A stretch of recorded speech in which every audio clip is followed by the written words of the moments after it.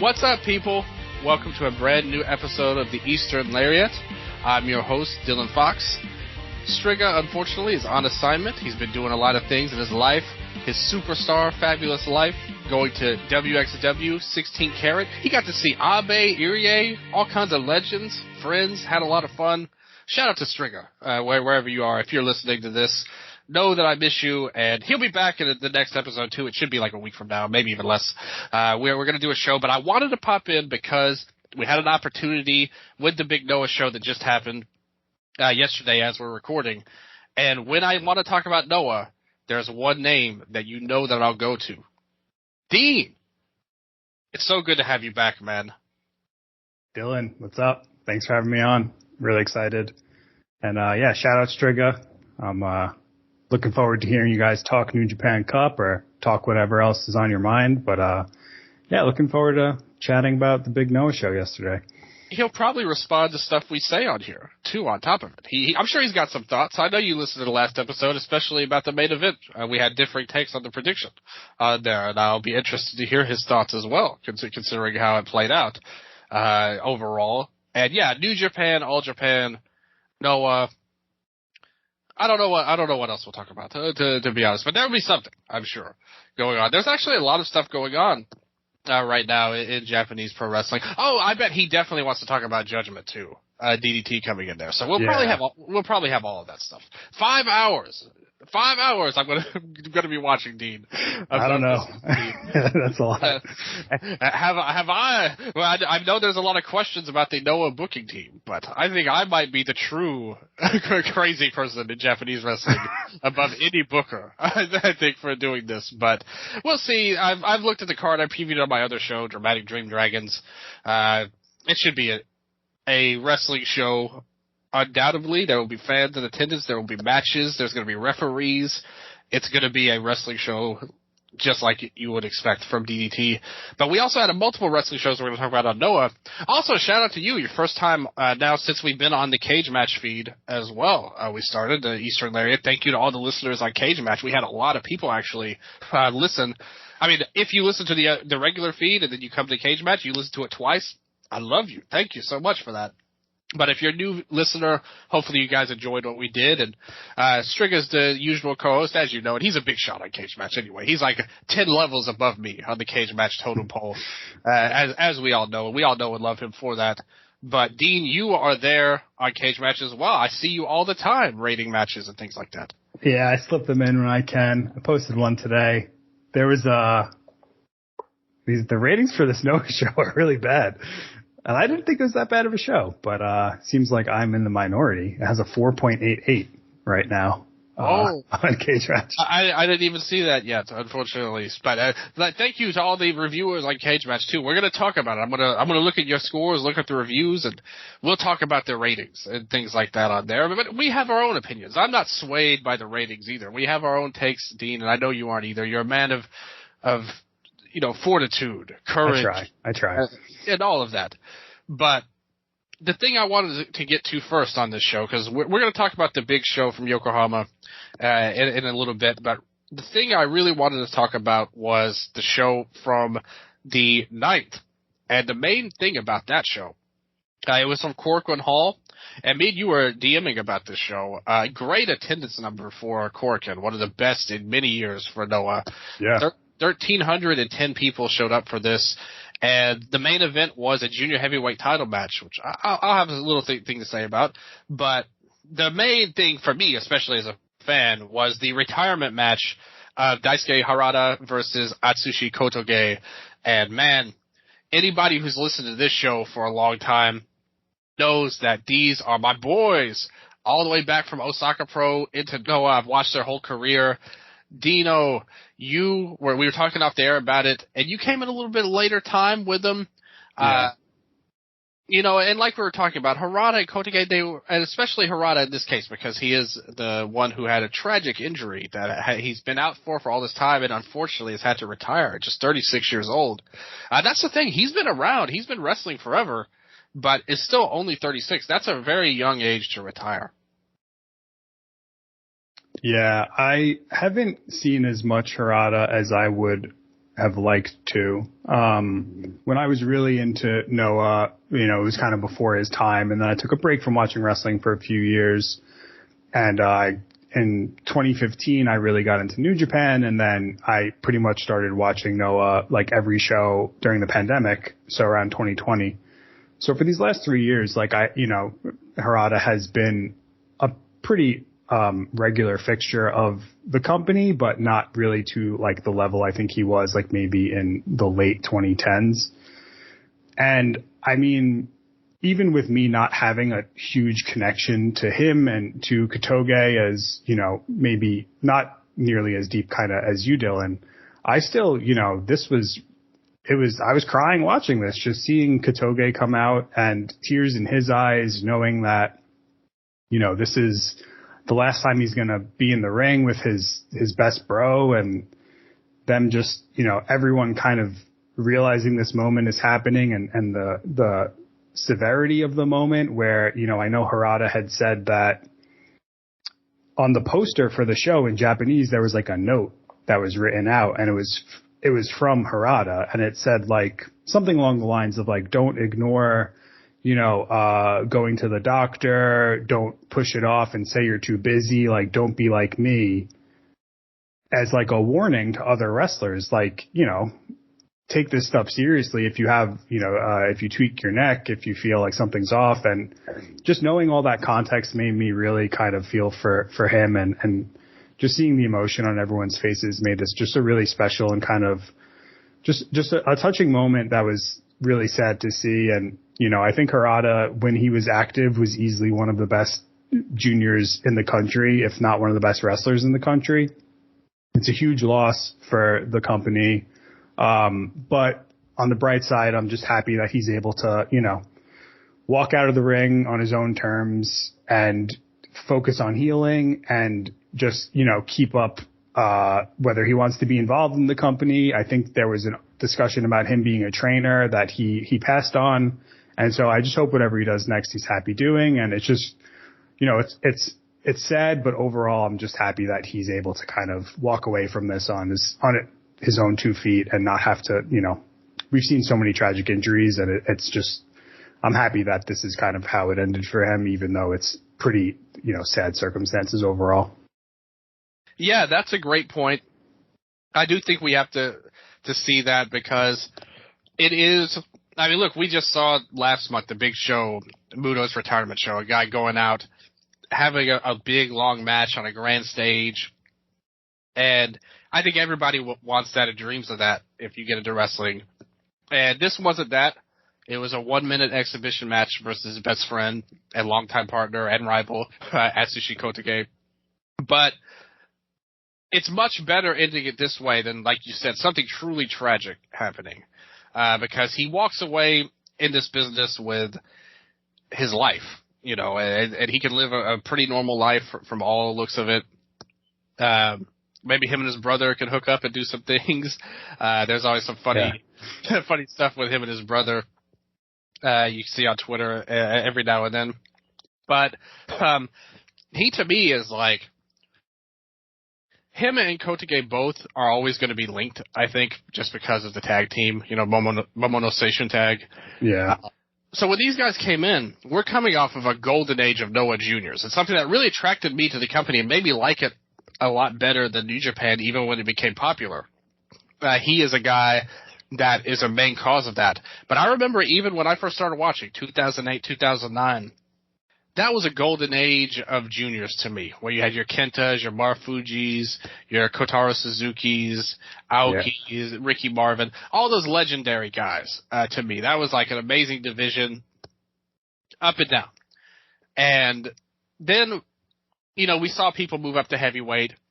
Some people left the company. And the junior division really went through a shift. And I remember when they brought these guys in, and I was a bit of a fan of Osaka Pro too. And I was a fan of these guys in particular even then. And I just remember when Noah brought them in, I was just thinking, man, what's up with these guys being a Noah? It's like I like them, but I don't think they fit the Noah style in my mind at the time, especially Kotoge. But boy, did they quickly prove their value, because right out of the gate, these guys were doing awesome things, having a lot of amazing matches. You know, Kotige and Harada, they were having, in 2014, that was really like their peak era, was because Harada had the long title reign, ended by Kotige, and in 2015, you got to see that, but his reign got cut short because of that whole Suzuki-gun deal. And they were like, we're going to put the title on Taichi now. Yeah. I wasn't a big fan of all of that, but their matches were so great together. And truly, if you could find any of those, and we were talking about it off the air too, it's like this era pre-Wrestle Universe and pre-pandemic and all that of Noah, it's like finding a needle in a haystack sometimes, fighting some of these matches. Yeah, it's hard. I do like the match of the week on the Noah Discord, and the only like requirement is that it's a Noah match and it's on YouTube. And there's just like so many years that have like virtually nothing on YouTube. And I imagine like a lot of that is like kind of those peak years of Harada and Kotoge. What's your favorite like Momono Station tag match that you can recall off the top of your head? Because I would want to watch some of them. Oh, yeah. See, the thing is, in Noah, they were kind of like separated for a good chunk of it, too. Yeah. And Opro, which I thought was interesting, because I don't think they ever actually, like, when you look at them, they never actually got as much as they could have out of them, in my opinion, as a team overall. But there's a couple from the Golden Age, but I'll give you one I remember that should be easier to find. It was from 2021, so we're in the pandemic, right? I don't know if you saw this or remember it, but they teamed up and they faced Go and Marufuji in a tag match. I'm trying to look this up to remember what it was, but I know it was in 2021. I must have watched it, but I don't. Okay, I found it. It's January 16th, 2021, Momono Station tag versus Go Shiozaki and Naomichi Marufuji. From Higher Ground night 2 in 2006. That sounds great. Okay, I'm gonna watch this later. Yeah, it was the main event. It was a really great match they had. And Stinger was in the semi-main event, Hayata no Gawa, which we'll talk about a bit later as well during that. But they had a lot of great matches. I think one that everybody always points to is when they won the titles from Gedo and Jado. That was like the ending of the New Japan and Noah relationships, and they kind of, they worked their way to, send out these bad invaders, like the lowest class people of New Japan that they sent over to Noah, that they put in. But it was still like a WWE type of match. There's chairs, the New Japan Sports Entertainment type of deal. Because that's what Gedo and Jado were doing at the time. But and all the heels actually, like all of Suzuki-gun were actually doing that, all the way up to Suzuki himself, which is why that whole angle sucks so much, I would say. But they did a great job in it. And they're kind of guys too that I think are very versatile in terms of their style. Harada, great technical wrestler, great hard hitter. I know everybody remembers a lot of their matches against each other, Kotige and Harada. Remember the match they had where Harada hit the German suplex off the top rope? Yeah, I don't think I've seen that match, but I've seen a clip of that like so many times. Yeah, all-time great bump on there. But I'll go over to shout out to Cage Match again here. I'll look at their top 5 ranked matches here in the Cage Match Guide. Oh, nice. The number one was from Flight, which was Marufuji's anniversary show from 2018. It was him and Sugiura versus Atsushi Aoki and Jun Akiyama from All Japan at the time, which was a banger of a match too. I remember that very well. Wow. You got Daisuke Harada versus Kotaro Suzuki from December 2018. Yeah, I just watched that last week. That was the match of the week, and that was fantastic. They have one of the craziest trading roll-up, trading pinning combination sequences that I've ever seen in a match by far. They hit 8 different pinning combinations, and the fans just start losing it. It's an amazing spot. I love that whole run of Suzuki back then because he came back because he had been gone forever in All Japan, 7 years or whatever. And then he came back and he was like, man, this division sucks since I left. And he's like, ever since I left, this place went to crap. And he won the title and was like I've always said he is a guy way better as a heel than as a babyface. Even his Disobey run at 2009. Him versus Kenta is one of my all-time favorite Noah matches, where he had the fake blood he brought out. I just popped that spot so much when I first saw it. But I love him, and I love Harada. Harada was also great in that match. You had Harada versus Taiji Ishimori from 2014. That's when Harada first won the junior title, because Ishimori had a legendary run. Oh, yeah. With, like, tons of defenses, right? That might be the record. Yeah. And Harada ended it, and they had a fantastic match against each other. You had Harada. Oh, this is from last year. Oh, yeah, I remember this match, because I loved the How and Tadasuke tag team, remember? I was always like, Amakusa now and Tadasuke, but I always remember saying, like, man, these guys need to team up, because they're the best version of the Congo Juniors. They faced Harada and Ohara. This was when... man, I don't remember what version of the stable it was, because remember you had Full Throttle and Ohara and Cody. Yeah, I think this was when Ohara first jumped to, like, Noah Junior Army, and he, like, had the white shorts. I remember this match. This match was really good. Yeah, they were kind of like an unofficial, like, three-man faction, kind of. And Junta was there, too, with Kotige, Harada, and Ohara. Yes. So that's one of the matches. That was a great match. I was so impressed by how in that match, especially. But Harada was great in it, too. You've got Harada versus Minoru Tanaka from December 2017. I mean, Harada needs to be called Mr. December with some of these matches. But that was a great match, too. One match I do want to shout out, because one of his matches is not in the top 5, but it's highly rated, was him versus Kotige from January 2015. Now, this was right when Kotige had won the title for the first time. Like I said, a couple of months beforehand, it was in the main event. You had Kotige's mom in the crowd after the promo. I remember all this, baby.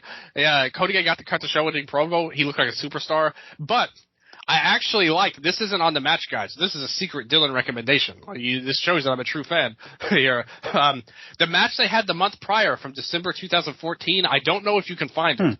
But if you can, that's when Kotige won the title. He won with the Vertebreaker to win, and it was freaking awesome. Like, that was an amazing match of the year level to me. And the January match was really good, too, but I thought the December match was actually even a little better from Ariake. So, I think the two Harada matches that stand out to me, at least over the last, like, 3 years, the match he had versus Yoshinari Ogawa on the show in March 2020 that had the Fujita and Shiozaki stare down. I think it's like March 29th, 2020 or something. Yeah. That is like one of the best technical matches.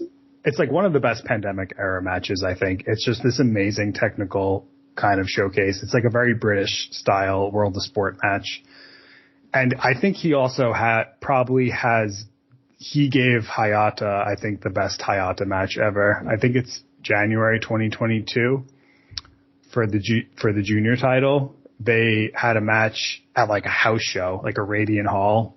And it's really, really great. Like a really smart limb work match with an awesome finish. Those were probably the two of his highlight matches, I think, over the last 3 years, because he's been out for a while too. But yeah, I mean, definitely, shout out Harada, and I'm just, it's really sad because I was so excited to see him come back. I was like so amped for him to get back in the mix, and they like had a tease, I think, where they kind of like were pointing at him on one of the last shows because he was on commentary, and I was like, all right, like he's coming back. And then to hear this news was pretty devastating, but I hope he just finds what he wants to do and is healthy and happy, and I'm gonna miss him, but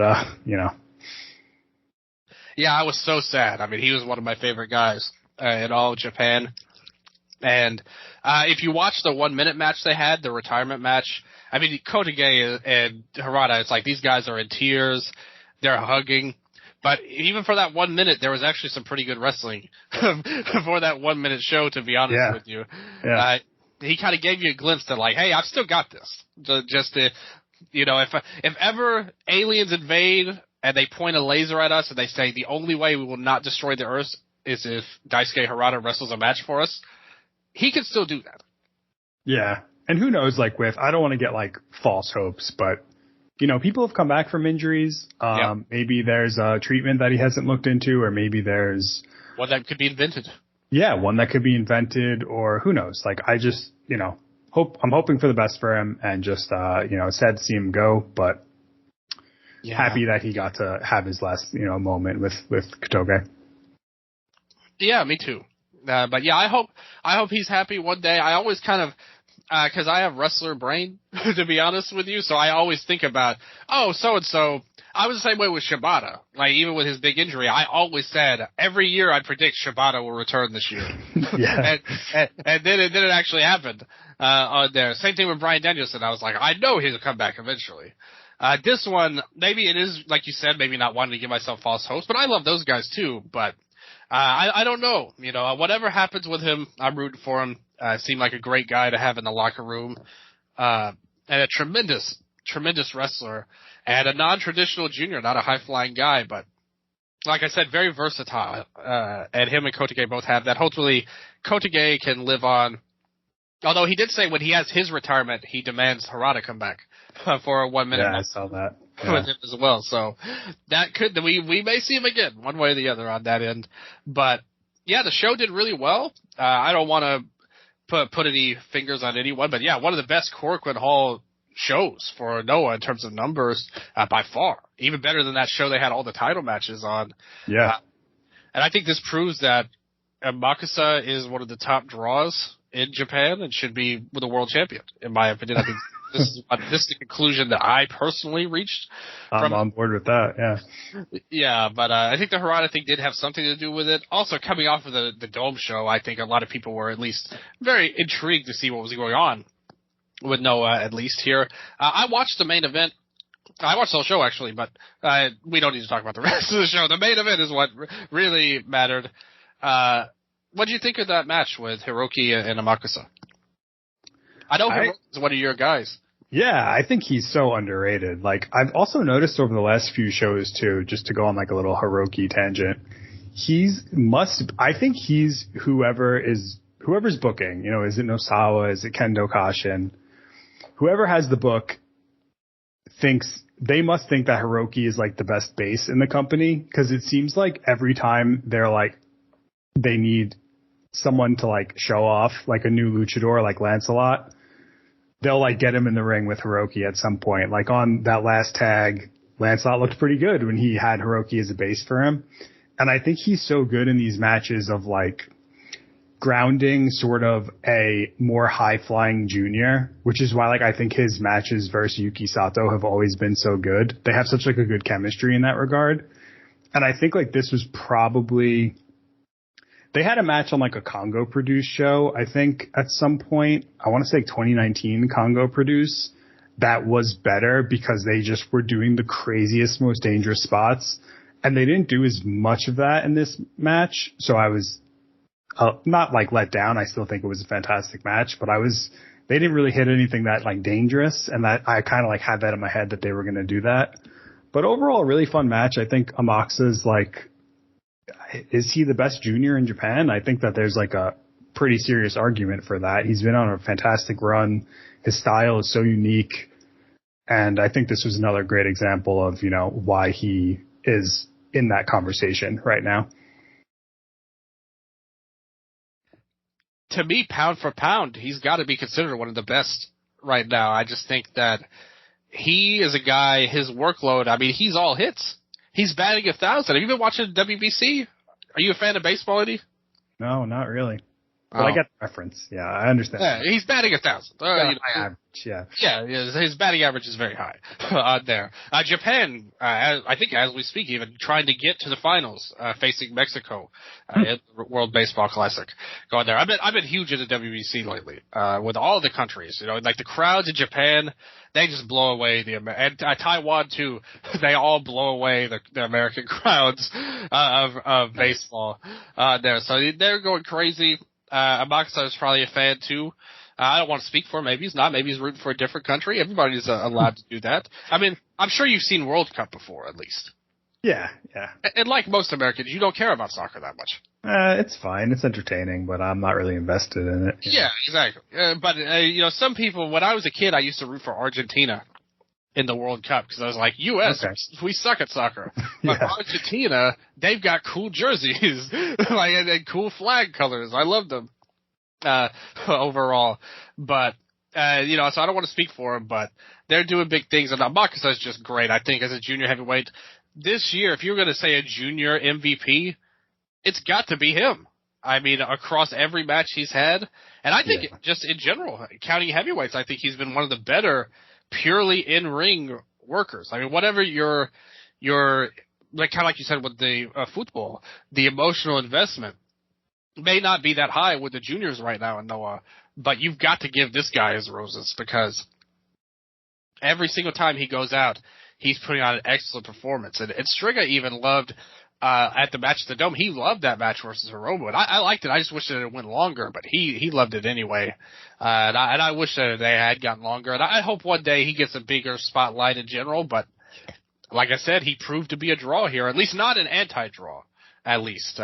You know, and when you think about that, that's impressive because they technically, by two people, outdrew the Yokohama show at Korakuen, which, you know, we can read into the Yokohama number how we want to, but that really was a great success for Noah, that show. So congratulations to them.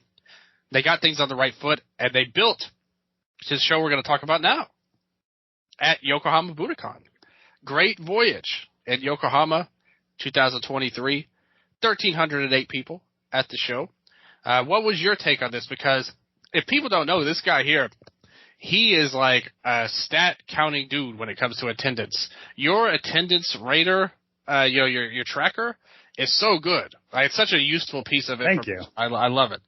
Yeah, I haven't built out 2023 yet, but it doesn't take that long actually. I wish I was like smart enough to like write some code to like just pull it from Cage Match, or maybe I could get with Strigga and Strigga can give me some raw data from Cage Match. He knows the guy. Yeah, exactly. But yeah, so this number is really good because it was capped at 50%, which I think some people got confused on because most shows are not capped at 50% now, but they started selling tickets to this show before that restriction was lifted.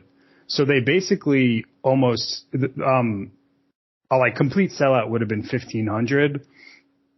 Big Japan claimed to do 1,800 here, but you know, Big Japan is totally reputable and very straightforward company. So I would not in any way insinuate that Big Japan was inflating their numbers. And they also were like selling tickets really cheap. So who knows? They have like the record, I think, at least over the last like year or two for this venue. Big Japan catching some strays. I love Big Japan. When you put a round number as your attendance, it's just it's an obvious tell that something is Great Kojiko is just guessing at some point and said, there's like 200 people in that section. Let's put 1,800. But for a 50% capacity, I think it's pretty good. Stardom and New Japan have done slightly better at this venue in the last few years, but that's because they're Stardom and New Japan. This show did so much better than Noah's last show. At the same venue last year, which was the N1 show that had Kazuki Fujita and Go Shiozaki in the main event. I think it did like 940 or something. So it's a good number, but I'm not like really reading too much into it because I think it's still kind of too early to tell like how much of an impact the Keiji Muto experience had on Noah. I think the early signs are that it seems pretty positive, but I think it's way too early to tell. We've only had a few shows, and their next tour is like very unusual. They're going up to like the way northern part of Japan, to like Akita, and then the next big show is in Sendai. So I don't know like how these numbers could be like really low. They could be really high because they don't go there a lot. Like there's a lot of kind of unknown factors there. But I thought it was a good number, and the crowd seemed pretty invested. This was the first Noah show since the pandemic where masks were optional, which I think is a pretty big milestone. We're like almost back to 100% normal. But yeah, good number. I'm cautiously optimistic is what I would say. Yeah, I think the Korakuen number jumped out at you more, or me at least, more with that. But like you said, it's important to note it was a halfway crowd here at Yokohama. So, like you said, Stardom and New Japan were better. Everyone else, Noah, would probably be better. But we will give Big Japan the benefit of the doubt. That's up to you. We can't make you choose how you think of things. But, pretty good number. I think that's the most reasonable way to categorize it. And I was happy to see it because considering the main event, and that was the thing me and Strigga talked about a lot. Yeah. Episode was the main event. We had a heavy discussion on that. And Jake Lee, a lot of people said we're kind of down on him after All Japan. And we'll talk more about him in the main event, I would say. But I was happy to see the number. I thought it was good enough for what it was, to say the least. Yeah. But first match, Yasutaka Yano versus Taishi Ozawa. I mean, it's a young guy match, but I will say this. I really like how Ozawa's coming along. I think this guy's really got a lot of star potential in him. Very early on, I'm not going to lie about that, but he's got a great mix of not just size, because I think that's something they desperately needed in their young tiger system, as I call them, but he also has great agility too, like great athletic ability. And as a wrestler, I can see this guy really becoming something as an all-around player at Noah. Yeah, I mean, that's my hope. He got like a new picture because he got a new haircut, like on the website and everything, and he looks like he has that star potential. Like I see he just like on photo alone and how he looks in the ring at this stage in his career, there's definitely potential for like a serious, main event level talent in there. It's funny though, because it's like, we'll know in like 5 years. I was thinking this the other night. It's going to be like 2028 and we'll get our first Ozawa like main event with the pace that Noah pushes their guys along. So it'll be a long time from now and we'll know if this conversation is accurate or not. But I think he looks good. He's got the new haircut. He's put on some muscle. He's still really athletic, like you said. And so I'm excited to see. I do wish that they would like speed it up a little bit. Let's maybe cut this down to like 3 years before he like gets his break. But there's potential there, and I'm excited to see how he develops. Yeah, and I think if it were 5 years, I actually don't think that would be that bad, because you look at New Japan, their guys take forever to get that kind of main event run. You have excursions, you've got stuff. We were talking off the air about Okan. Yeah, that's true. Yeah, still yet to receive a title shot, and Inamura never got a title shot. So it may be 10 years before we get to him going in there. But I do like him. I really like this guy as a wrestler and as a prospect, and I'll enjoy watching him wherever he ends up on the card.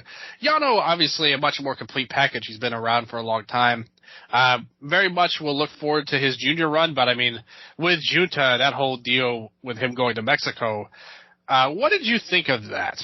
Miyawaki going back to Mexico after his title match versus Amakasa, which was a really good match. I thought that was kind of underrated, in my opinion. I thought it was like a really great match. But what did you think about the decision to send him back to Mexico? Yeah, I love that match too, and I was a little perplexed by it. I don't really know. Like, I haven't heard any reason. I don't know if it's like, I mean, I think there's times in wrestling where like there could be personal things that like we don't know about, and so like the interpretation might lean too much on like talent or booking. But like, who knows? Maybe he was just like, hey, I had fun. I want to go back for a few months. Like, it could be something like stupid like that. Or they could have been like, hey, we need you to cook a little bit more. We got some other stuff lined up. We got Lancelot ready to go, so we don't need you right now. Oh yeah, big moves that we have. We don't have room for you, buddy. We got Lancelot coming in. That's what I mean. Like, it's a little strange, but wrestling is strange. So I don't know. I think like when he comes back again, it'll be weird because he won't have like his return moment because it already happened. But maybe they have another idea for him. Maybe he comes back as a heel. Maybe he comes back in Congo now that they lost one of their juniors. Like, who knows? But I don't know. It's an interesting situation. And I kind of forgot about him, but he was like so good when he was back. That's not a good sign.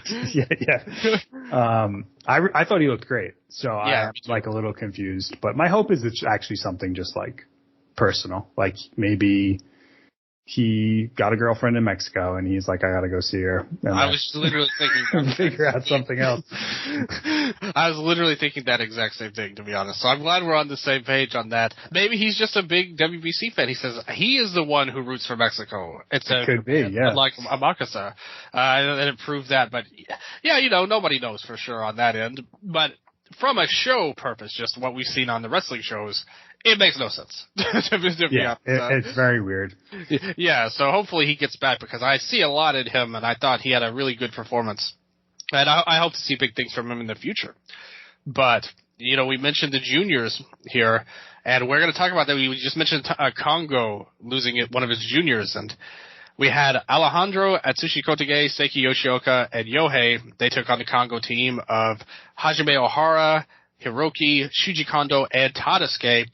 And the match, it was a nothing match. It was like literally like, let's get this over with type of match. I think it was like 5 minutes here. I'm happy that they did that though, because by going 5 minutes, they opened the door for cage match ratings. And it was only 4.33, so not loved. But if it was 4 minutes 59 seconds, it wouldn't have had any ratings. That's fair, yeah. But the main thing was the angle after the match, which was silly, to be honest. But long story short, Yohei and Tadasuke are a tag team now.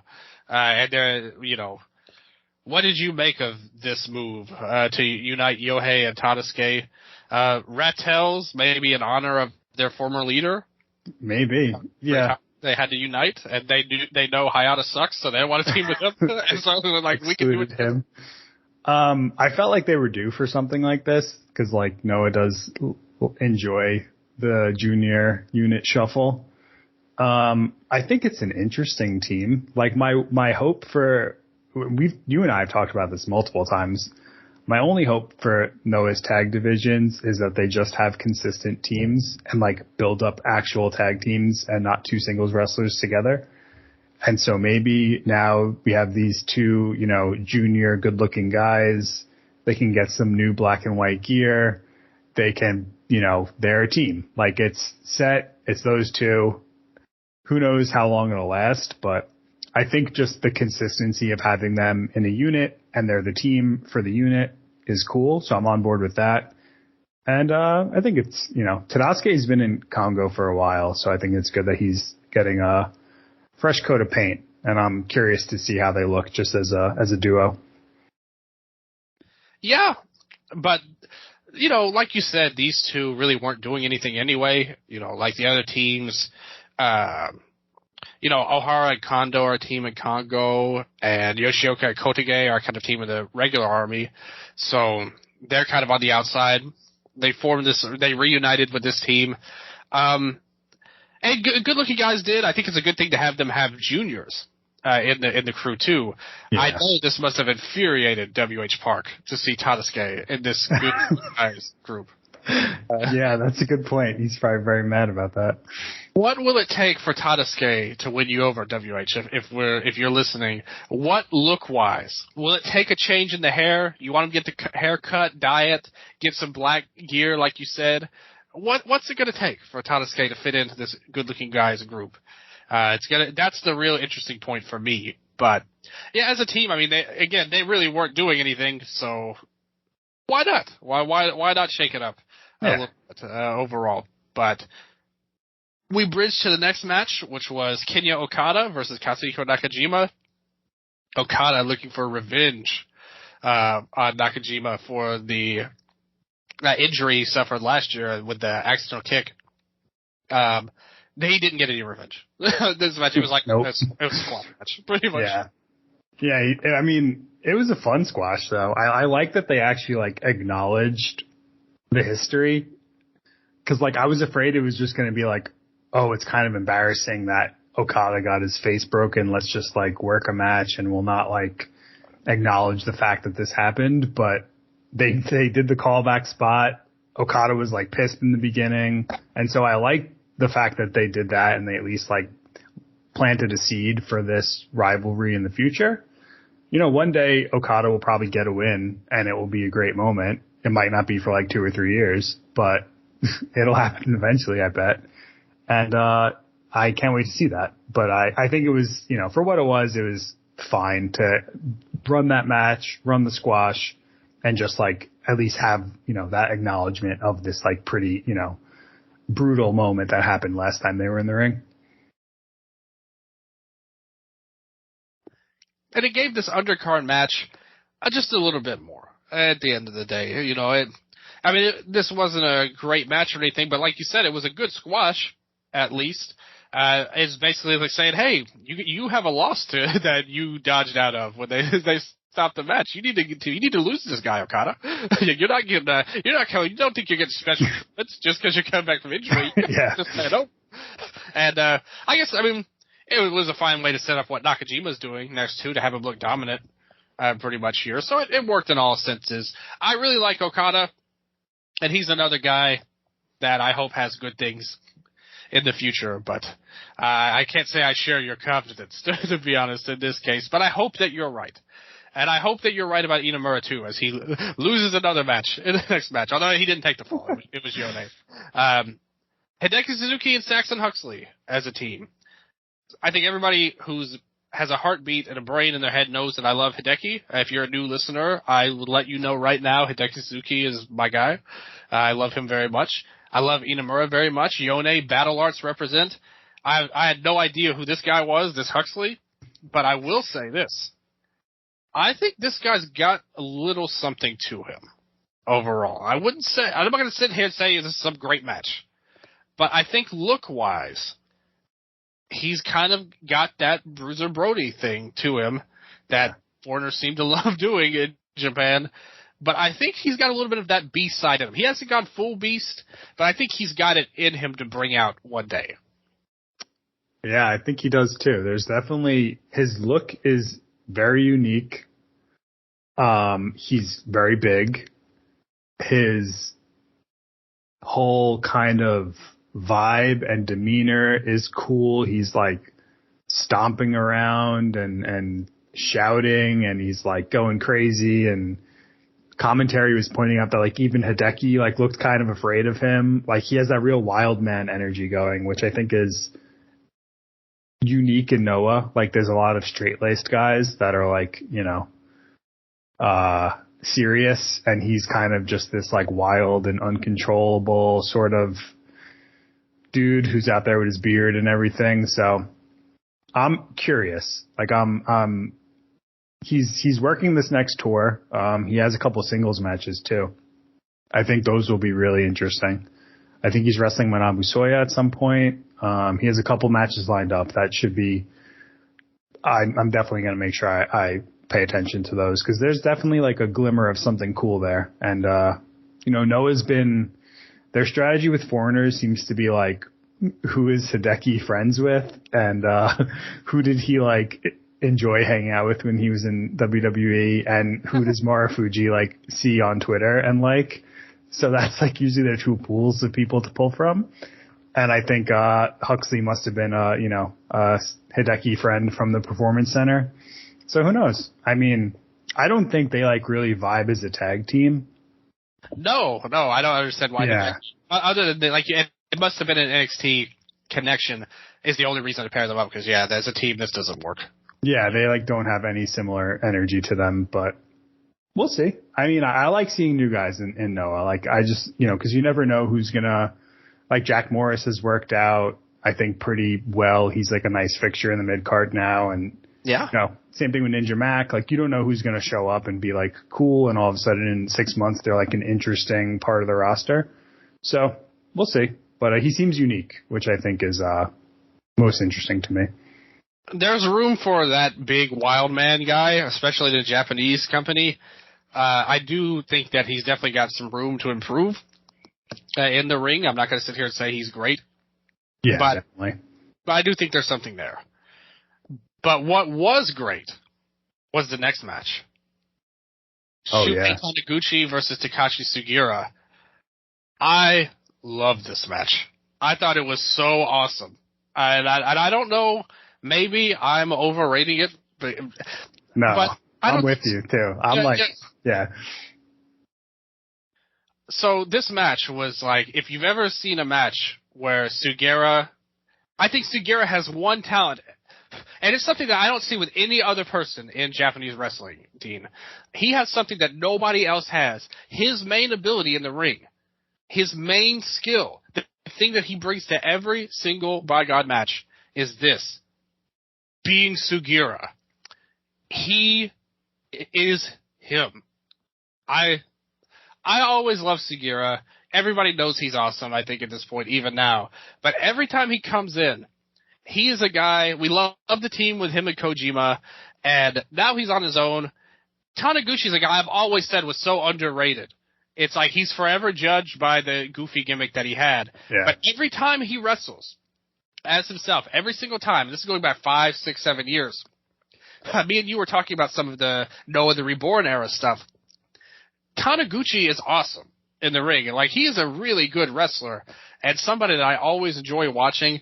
I thought these guys melded so well with the technical wrestling, with the badass stuff that Sugiura was doing, going in there, beating the hell out of Taniguchi. And then Taniguchi came in and really actually pulled out a shocking win, and in the most awesome way possible, like just kicking him in the head. And I just thought it was freaking great. Yeah. I love this match. No, I'm totally with you. It sounds crazy, but I think like Taniguchi has been one of the best parts of Noah this year. His starting late last year, he had a singles match versus Hideki. I think we talked about this match in one of the shows that we were on. Yeah. And that singles match versus Hideki was ridiculous. And then they just had another tag where I think it was him and Mochizuki versus Hideki and someone else. I don't remember who, maybe Sugiura. I think it was Sugiura. And the Hideki Taniguchi feud was like, it looked like they wanted to murder each other. And then this match, like, he's been on this kind of ridiculously like violent streak since like late 2022. And like, no one would believe you if they didn't watch a lot of Noah shows. They'd be like, who are you talking about? Like, what? But it's been really enjoyable. Like, this match was, there were 2 suplexes in this match that were just like some of the most brutal suplexes I've seen in months. Like, I thought Sugiura actually got hurt on that one at the end where he just like landed directly on the top back of his skull. And then the like soccer kicks aren't as good as Fujita's or Nakajima's. No. Because they will just like actually kick you in the face. His are a bit more worked, and like, that's fine. I'll cut him some slack there. But I agree with you. I thought this was a fantastic mid-card match. Just so brutal and violent. And they're teaming up. They're going to be challenging for the tag titles. So I'm curious to see how this team works. But they have their styles are kind of similar. You know, Taniguchi has like serious amateur wrestling credentials, if I remember correctly. And yep. So I think this could be a cool team for the next few months. Yep. I think that Taniguchi, I love it. The thing is, he's always in dumb gimmicks though, so you're always waiting for the shoe to fall where your next King Tani is coming out, or Maybach is coming back, you know. But yeah. This was my match of the night. I know that you're going to think I'm nuts for it, but I loved it. No, I'm on board with that. Yeah, I think it might be my number 2 because I like the tag title match a lot. But this was fantastic. This was definitely, go out of your way to watch this if you haven't, and you will understand what Dylan and I are talking about. Oh, absolutely. I think it's a great move to put him in a team too, with Sugiura specifically, because literally anybody, if they put you in a team with Sugiura, I think you could probably be one of those teams. I think I could make it work. Yeah, exactly. Like, Sugiura is just a total legend in my book when it comes to the in-ring game, and still is to this day. And he's been on a real hot streak lately too, with the Kojima team and now this. And I think that this team and I can't wait for that tag title match. I think it's going to be awesome. But more on that in a little bit. I would say. Next match was Anthony Green and Jack Morris versus Ilda Dr. Wagner Jr. and Naomichi Marufuji. And this match, I mean, it was a good match, but the main thing about it was to set up Jack pinning Wagner so he'd get the national title shot. Yeah, I enjoyed this a lot. Like, I think that this was like a fun mid-card match. Like, Green is pretty solid. Morris is solid. Wagner, I think, is like slowly growing into like a star. Like, his look is fantastic. He has like he carries himself like like a real main event star, and I hope that he becomes that over the next year or so.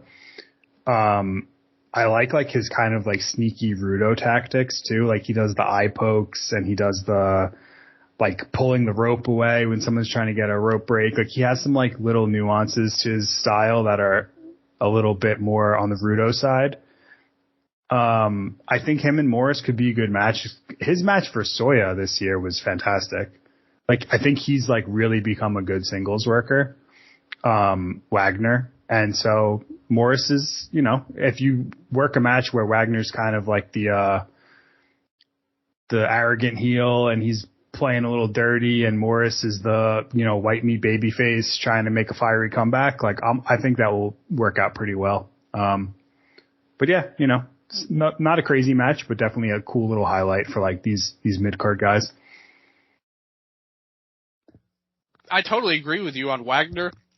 Ever since he's gotten that title, he's gone above and beyond the Call of Duty of carrying it and really stepped his game up. I thought in the N1 last year, he wasn't bad by any means, but the problem was that he was overshadowed by like 7 different guys in his block pretty much. Yeah. Your Hideki, your Keno, Go, Sugiura, and Kaito in the other block, Nakajima in the other block, all these other guys in there, you know, probably even more than 7 if you count both blocks, but he wasn't bad, but I thought, okay, like he's a fine, perfectly solid undercard type of dude, and then he won the title, and I thought, whoa, this is a step probably too far for him, but I'll see what he's got with it, see what he can do, and he's really been a great champion. I think he brings a unique style. Like you said, the Rudo tactics are there, really a separation of what the national title was for a long time, with Funaki and the shooters and everything like that. I think he's making it his own, and I think he's really proven to be a good signing and a guy that's grown a lot in Noah, especially compared to where he was in Mexico.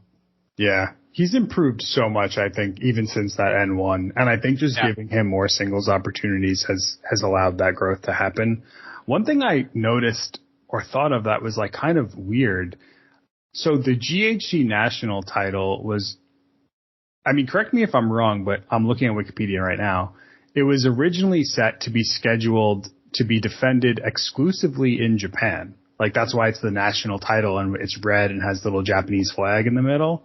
But it's like now with 2 foreigners, like I wonder if they're going to go back on that and realize like they need this to be an international title. But I thought that was interesting because I kind of forgot that was like the gimmick for it, that it's supposed to be exclusively only defended in Japan. Yeah, I mean, I don't know about all of that. It's hard to tell sometimes, but I think that the national title has gone through periods where it's a really great title. You know, it's something that's really been a great addition to the roster and really had its own purpose, which is always my big problem with like New Japan's, but really most anybody's secondary titles. It's like, okay, this is a worse version of the world title. Why would anyone want that instead of the world title? You know, pretty much. Yeah. The national title has always felt like it had its own special purpose, and I still think it's finding its way on that end, like you were kind of mentioning and alluding to that a little bit, but from where it was, especially before when it was the shoot style type of title, I think, but I really am confident in him to get it there, and I like that he's a different style of guy, and I love what he brings to the table overall. And you know, Jack too, he's another guy. I'm really happy that he's had so much success. He was really great at endearing himself to people when he first got into Noah, and I think that's such a smart move on his part. And he's gotten better and better as time has gone along.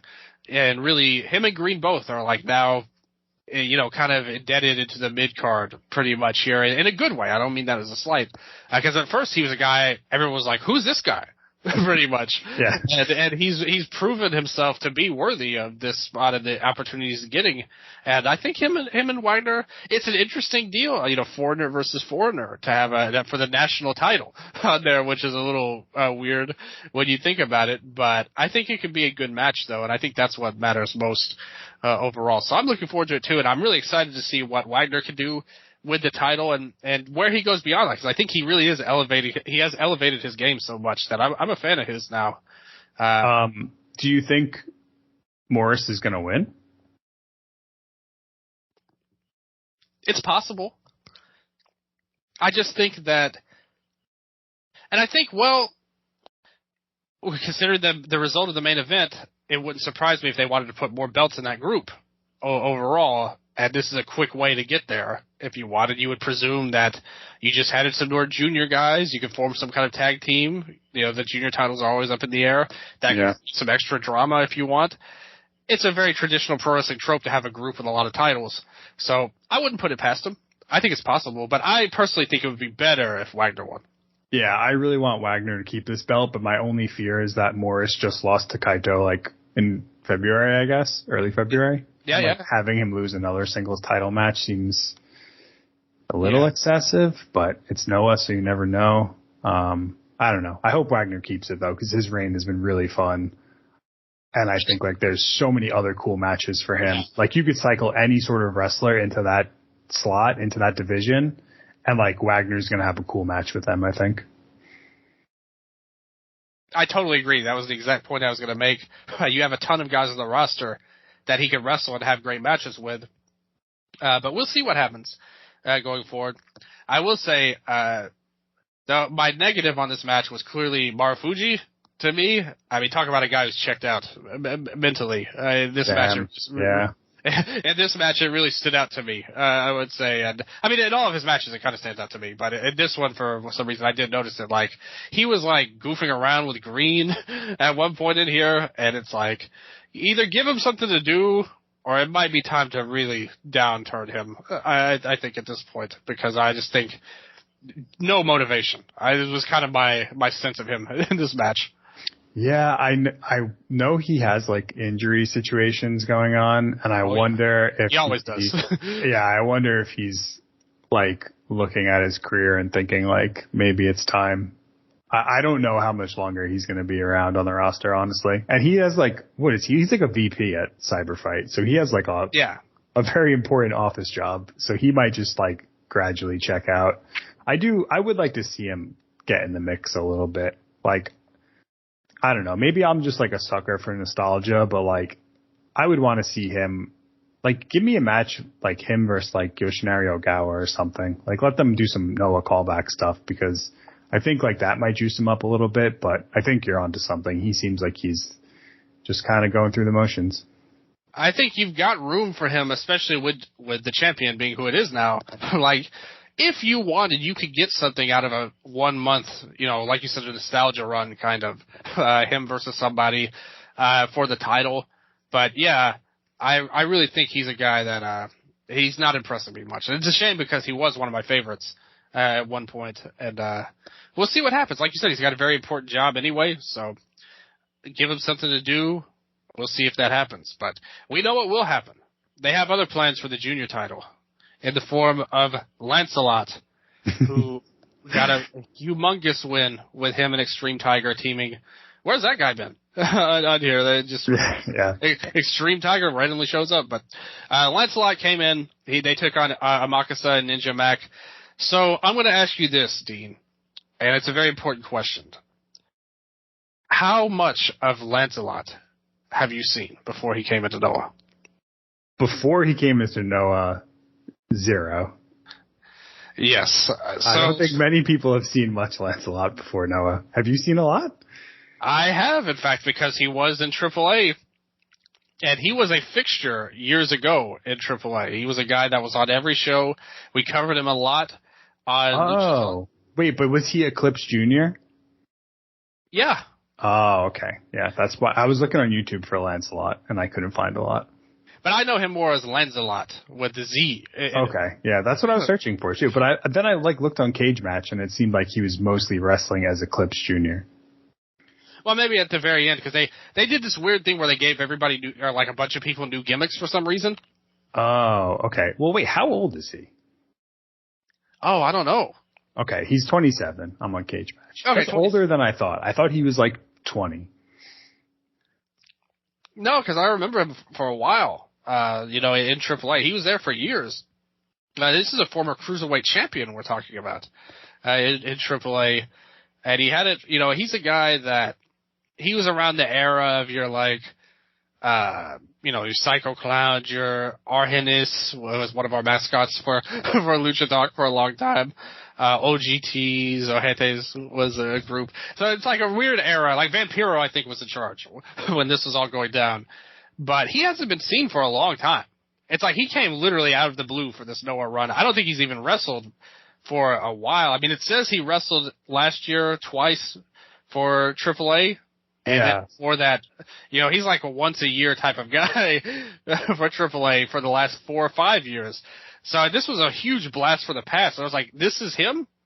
Like, this is who we're bringing in? Because his brother is a way better wrestler than him, actually.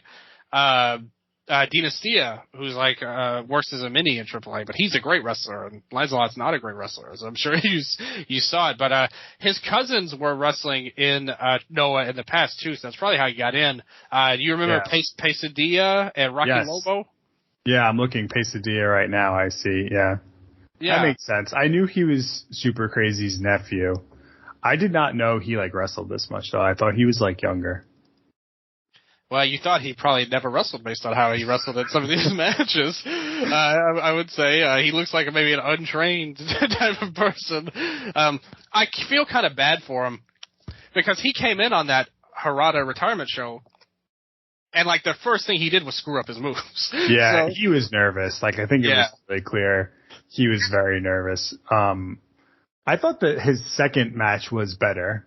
On the 14th. And then I think this match he looked okay. I think he has decent body control for the moves he can actually hit if he doesn't botch them. He has some cool tricks up his sleeve, I think. My initial appeal was just I'm a huge nerd for sword and sorcery stuff, and I was literally reading the King Arthur the Death of King Arthur book before they announced this, and Lancelot is the main character, and I was wait a second, there's a masked luchador named Lancelot, so I was into him just for that premise. But and I just have a soft spot for masked luchadors. I want as many of them as possible in Noah. I think it's so cool that they have this sort of rotation of guys that they do use. I think there is a long list of names that I'd probably rather see in that spot, but I think this is probably just transitional defense, just to pad Amax's reign a bit. I don't think that there's any chance Lancelot wins this, and who knows? I think if anyone can get an interesting match out of him, considering Amaxa has all this, he was in Mexico, he's really honed in on this lucha style. I think the match could surprise people. But I don't know. I mean, if you know more of his background, I watched one match on YouTube versus Australian Suicide, and that was better than what I've seen from him so far, because he seemed more comfortable, being in his home promotion kind of. Yeah, but Dean, you got to understand, this guy's wrestled a dozen matches the last 4 or 5 years. Yeah, he's rusty. Yeah. Yeah. On top of it, back then he was wrestling all the time. You're bringing a guy basically out of the woodwork here. And which can only be a family connection with Super Crazy. Yeah, it's a nepotism hire. Yeah, and I mean, I'm all for giving a guy a chance. I mean, I thought that Dralistico looked pretty good when he came here. I was actually I thought he was way better than what Lancelot's bringing to the table right now, personally. Well, and you have Dragonbane and Alpha Wolf too. I think are definitely ahead of him on the pecking order, or at least when it comes to luchadors I want to see in the ring. Yeah, the ones that they brought in, Lancelot's definitely at the bottom right now, but he gets a golden chance against Amakusa to do something great with and prove himself, and maybe he'll get less nervous, maybe a little bit warmed up. Hopefully he's putting in some practice here, because it's been rough. I mean, this has a low rating on Cage Match. I honestly didn't think it was that bad. I thought this was a better match than the one he had like you said on the ninth show with the retirement deal. I'm with you. It wasn't that bad. I mean, but he's pretty clunky, at this point. And I hope that he can improve. And Amakasa, like you said, if you can't have a good match with him, it's time to pack it up. If you can't pull that out, then there's no. I mean, I think it was the worst part is he does seem to not have a great grasp of the pacing of things, and like he's kind of just like standing around a little bit awkwardly, and like it just seems like he's moving from spot to spot. I think he needs someone that could like thread that together, and like I think Amox is really good at that. So we'll see. I'm like just excited to see it because it's an Amoxa singles match, and like I want to give this new luchador a chance, but you know, we'll see. It could be bad.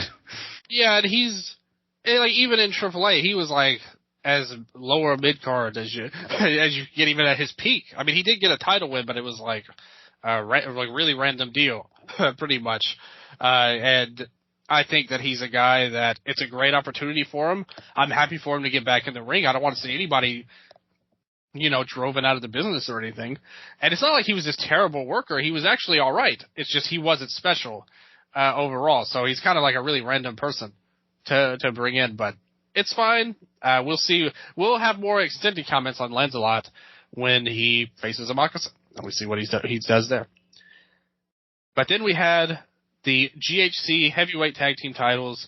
Congo team, Keno and Manabu Soya taking on Daiki Inaba and Masa Kitamiya. This was by far the match of the night on Cage Match rating, 7.80. And I agree with the inmates on this one. I thought this was a hell of a match between these two teams. I thought that Keno and Soya were going to win, to be honest with you. So I was pretty psyched that Inaba and Kitamiya won because they're like two guys who are, I always say, it's like you're always in these second matches and you see that they could do more. And now they're actually doing something with them. So I'm pretty into this. I thought the Kitamiya and Soya interactions were really great. And they're like such great matchups. I kind of put them and Taniguchi in the same kind of group of mid-card, like gatekeeper big guys who are like really cool. And now we see them, and they're really cool. Like they're proving they're really cool with each other. And Keno obviously is doing great. Inaba is a great like babyface underdog type of player. I saw a great comment where they compared Inaba. Oh, wait, that was you talking about Yoshihashi. That was you. And I totally agree with what you said. Inaba and Yoshihashi are a great comparison point. I think Yoshihashi is probably a little bit more better all around, but Inaba's like he's got that same. He's in that same lane, and it's a good lane to be in, and how they're using him is perfect. I love this team. I was super happy that they won, and I thought it was a great match. Yeah, I totally agree. I think that the Noah basically just made them their like version of Bishamon. Like, because Kitamiya and Goto, I think like Goto's had a lot more chances and his career is a lot longer, but they have a similar vibe of like this like tough guy, grizzled veteran that never like really, they never won the world title. They're like kind of just this like upper mid card gatekeeper. And Inaba and Yoshihashi, I think, have like a lot of similarities in like their whole like look, their style in the ring. They're like these underdogs. And I think a lot of people that don't really watch, like there's still people that are like, oh, Yoshihashi, he sucks. Like, even though he's been so good for like at least, I don't know, 3 to 4 years now. He's like, I think he's probably in my top 10 wrestlers in New Japan. Like, I think Yoshihashi is fantastic. And I think Inaba is really good too. And it has a similar vibe where like you were saying, they kind of were these like second match guys that weren't doing a whole lot. And now they have this opportunity to really kind of shine in the spotlight. And I was surprised that they won this too. I really thought that Keno and Soya were going to win the All Japan titles, and then Keno and Kondo are challenging for Dragon Gate tag gold. I thought they were going to do like a Keno 3 belts angle. They're not doing that. That's okay. But I still think like this match was just the best GHC tag title match in at least 2 years, I think, since I think it was Sakuraba and Segura versus Kitamiya and Nakajima when the Aggression reformed. That was the one where Kitamiya did the shoot headbutt and busted himself open, and that was like one of the best finishes of the year. Oh yeah, that match. Yeah. That was like the last GHC tag title match on this level for me, and I'm really excited with this. And now we get another Kitamiya versus Segura GHC tag title match. which I'm excited for. I think like they're a great team for this division. It's cool to see them getting, these opportunities. And I just think like this match was so good. Like this is probably in my top 5 matches of the year for Noah right now. Yeah, and I think out of everything, that's great that you loved it that much, and I thought it was a great match as well. Definitely highly recommended. I like that other match a little bit better, just for whatever reason. Sugiura was in the other match, so that made all the difference. Yeah, that's fair. And Saku, and it's always fun to see. Like Saku was really on one in that match too. Like that whole title run was so good. Yeah, even on this show, I still like the Sugiura match the best. But I know I'm probably higher than everyone else on that match. But I don't care. I love that match, and I will gladly live on this island of overrating Sugiura matches. And Taniguchi too. He's always been my guy as well. So I'm into it.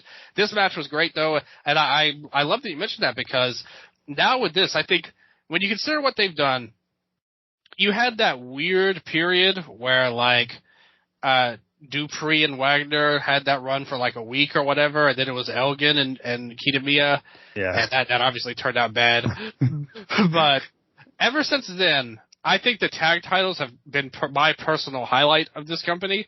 Ever since that point. So we're looking at a good 9 months now. You had Hideki and Thatcher, Kojima and Sugiura, and Inaba and Kitamiya. All 3 of those teams rock and have done a great job in all of their matches, pretty much. Outside maybe that one, even the Funky Express and Kojima and Sugiura match was not a bad match at all. Yeah, it was good stuff. So I would say ever since then, this has been the consistent title. I don't get annoyed by booking or anything like that with them. And they're doing something cool with it right now too, which I think is really nice. Like something kind of out of the, I didn't think they were going to win when they did. And I didn't think they were going to retain when they did. So now they've got a little bit, again, much like Bishamon, when they defended those titles last month against TMDK, we all thought they were going to probably lose. Yeah. But then they retained. Then they faced Okada and Tanahashi, and they still retained in a fantastic match, one of my absolute match of the year candidates. Oh, yeah. So good. Yeah. Now with this, it's like we've got that same thing. I think that's something they're kind of missing, and I'm not going to say Sugiura and Taniguchi are the same as Tanahashi and Okada by any means, but Sugiura is a former champion, a legitimate main guy, and I think we're kind of headed down that road too. If they can get a win against a major team, like a dream team of some sort, I think that could elevate them permanently in a good way, and I think that they're on their way. And I really love what they're doing with them here. This is like my highlight of the company for sure. Even though I love the junior title with Amakusa is awesome. We love Amakusa. We talked about him earlier, but I think I like the tag teams even more as a division right now. Because I love what they're doing with them. So this was a great match overall. A great team, and I love what they're doing going forward too. I can't wait for the next match. It does kind of feel like it reminds me of old Noah, like of late 2000s Noah, this Shinichi tag title style that they have now. And Kitamiya is so good. Like, he's so underrated. Like, I think his look, his whole gimmick, his moveset, the way he structures his matches, because he could go with the limb work, he can go for the prison lock, he can do the dragon screws and focus on the knees, or he can just trade bombs. He has great lariat, great suplex. He's a ideal wrestler for me, and I'm just really happy that he's given this shot now and getting these pinfalls and is a focus of the company for once. And then we have this whole, now he has this whole angle coming up with All Japan, which I think is going to be even more interesting. I wanted to talk about that too. Before we get to that real quick, I want to kind of round it back to this Keno deal. What's up with this? Why are they, I get the All Japan thing, but what is up with the Dragon Gate? Where did that come from? Yeah, that's a good question. I think I don't know. I feel like we've talked about a couple things on this show where my best guess is that maybe Keno's just really friendly in real life, and so everyone's oh, Keno, come on, we'll book you in May. You can have maybe he's just a nice guy, and that's how he gets all this kind of stuff going. Because they respect his YouTube game and know yeah, he's got the YouTube. He's in his car making videos. Like maybe they want to be in one. That's my guess because it just like seems kind of random, especially if they lose the first one. Because then it's like, well, okay, are they gonna like lose all of them? And like, what's the point of it then? But I don't know. Maybe he's in Champion Carnival. Like maybe it's tied into that. Like I don't know. There's something's going on there, but it's more Keno matches, which I think is fine. Like he's been pretty good this year, so I'm down for it. So yeah, Kento came out, and I mean he got a superstar reaction here. Like I said, he did. Super swag coming in, as Kento is known for. He comes in here, he talks trash. I think there's the weird thing about this angle in particular. We've had a total of, 2 matches in all of this so far with All Japan and Noah. You had the match at the Dome, and then the Inamura and Kento match earlier this month. At first, it was all about Kento and Nakajima. Yeah. Then it's gotten transferred to kind of Kento and Keno a little bit, with Keno trying to invade All Japan. And now it's Kento and Kitamiya on here. It's like they're setting up so many different dominoes, I feel like, with this All Japan and Noah angle where different people are coming in. And like you said, Keno will still be there. They're doing the thing with the tag titles with Yuba and Naoya Nomura. Yeah, and Keno has this thing with Suwama. He's like thing with Suwama now. Yeah, so it's like we've got like 5 different feuds in the span of a month in this inter-promotional faction. I think it's interesting, but I also think it's kind of on shaky ground, so to speak. Like, because we have so much up in the air, I wonder, is that a sign of maybe some sides wanting some things and the other side not wanting these things, and then things getting changed, and what looks like it could be Kojima now in the Champion Carnival? It's a weird situation, like with the stream. But I mean, this angle with Kento and Kitamiya is awesome. On the other hand, calling him by his real name, saying he's not old enough to be Masa. He's got to be 100 years before he gets there. They're wrestling in a 6-man, like in tonight, right? Like I don't know what time the All Japan show is, but sometimes their shows are early, so I wonder if it's like at a reasonable hour. But it's Kento and Inoue and Anzai versus Kitamiya. Who else? Kenny Okada is in that, and Inaba or someone. There's some 6-man. It was, I think it was Inamura was the 6-man, not Inaba. But I don't know. I mean, it should be a great match overall, and it sets up. I mean, again, we kind of assume, we don't know. I mean, this show will air after the All Japan show airs, so we may be completely wrong. Yeah. But many people speculate that it's Kojima that's going to team with Tenzan and be the X for the. Yes. Carnival. And what block is that X? Is that the B block X? I'm not sure. Okay, because I know one of the X's. There's X's in both blocks, right? And I think my guess is that Kitamiya is the X in the block with Kento. And I think that's what will align. That will be announced as well on the show. And then Kojima is probably the X in the other block. Yeah. So that'd be cool. Like I'd be really excited for that. Could be huge for Kitamiya and his he might be looking high up on my Wrestler of the Year rankings if he gets a Champion Carnival run and he gets an N1 run and he has this tag title match, or these tag title, matches. Like he's been so good this year. So I really hope it is him in the Carnival. I'd love to see it too. I think he'd be a great pick. And a guy that you don't need to win the Carnival, but he can have great matches up and down. And since he's the champion, they're going to protect him as well. But he can lose. It's not like he's an unbeatable. I don't know if there is any unbeatable persons in Noah at this point, but not really. But he is a guy that will represent well and have some great matches in there, and they could build to him versus Kento and make it feel like a legitimate main event match. That Kitamiya is a part of, which I think is a great thing for him overall. Can I ask you, what do you think of this whole? Where is this all going? Do you think we're going to get a new Noah versus All Japan show? Or, is the big match still Kento versus Nakajima? Or, now we have Jake Lee as champion? There's a lot, like you're saying, there's so many, kind of balls in the air.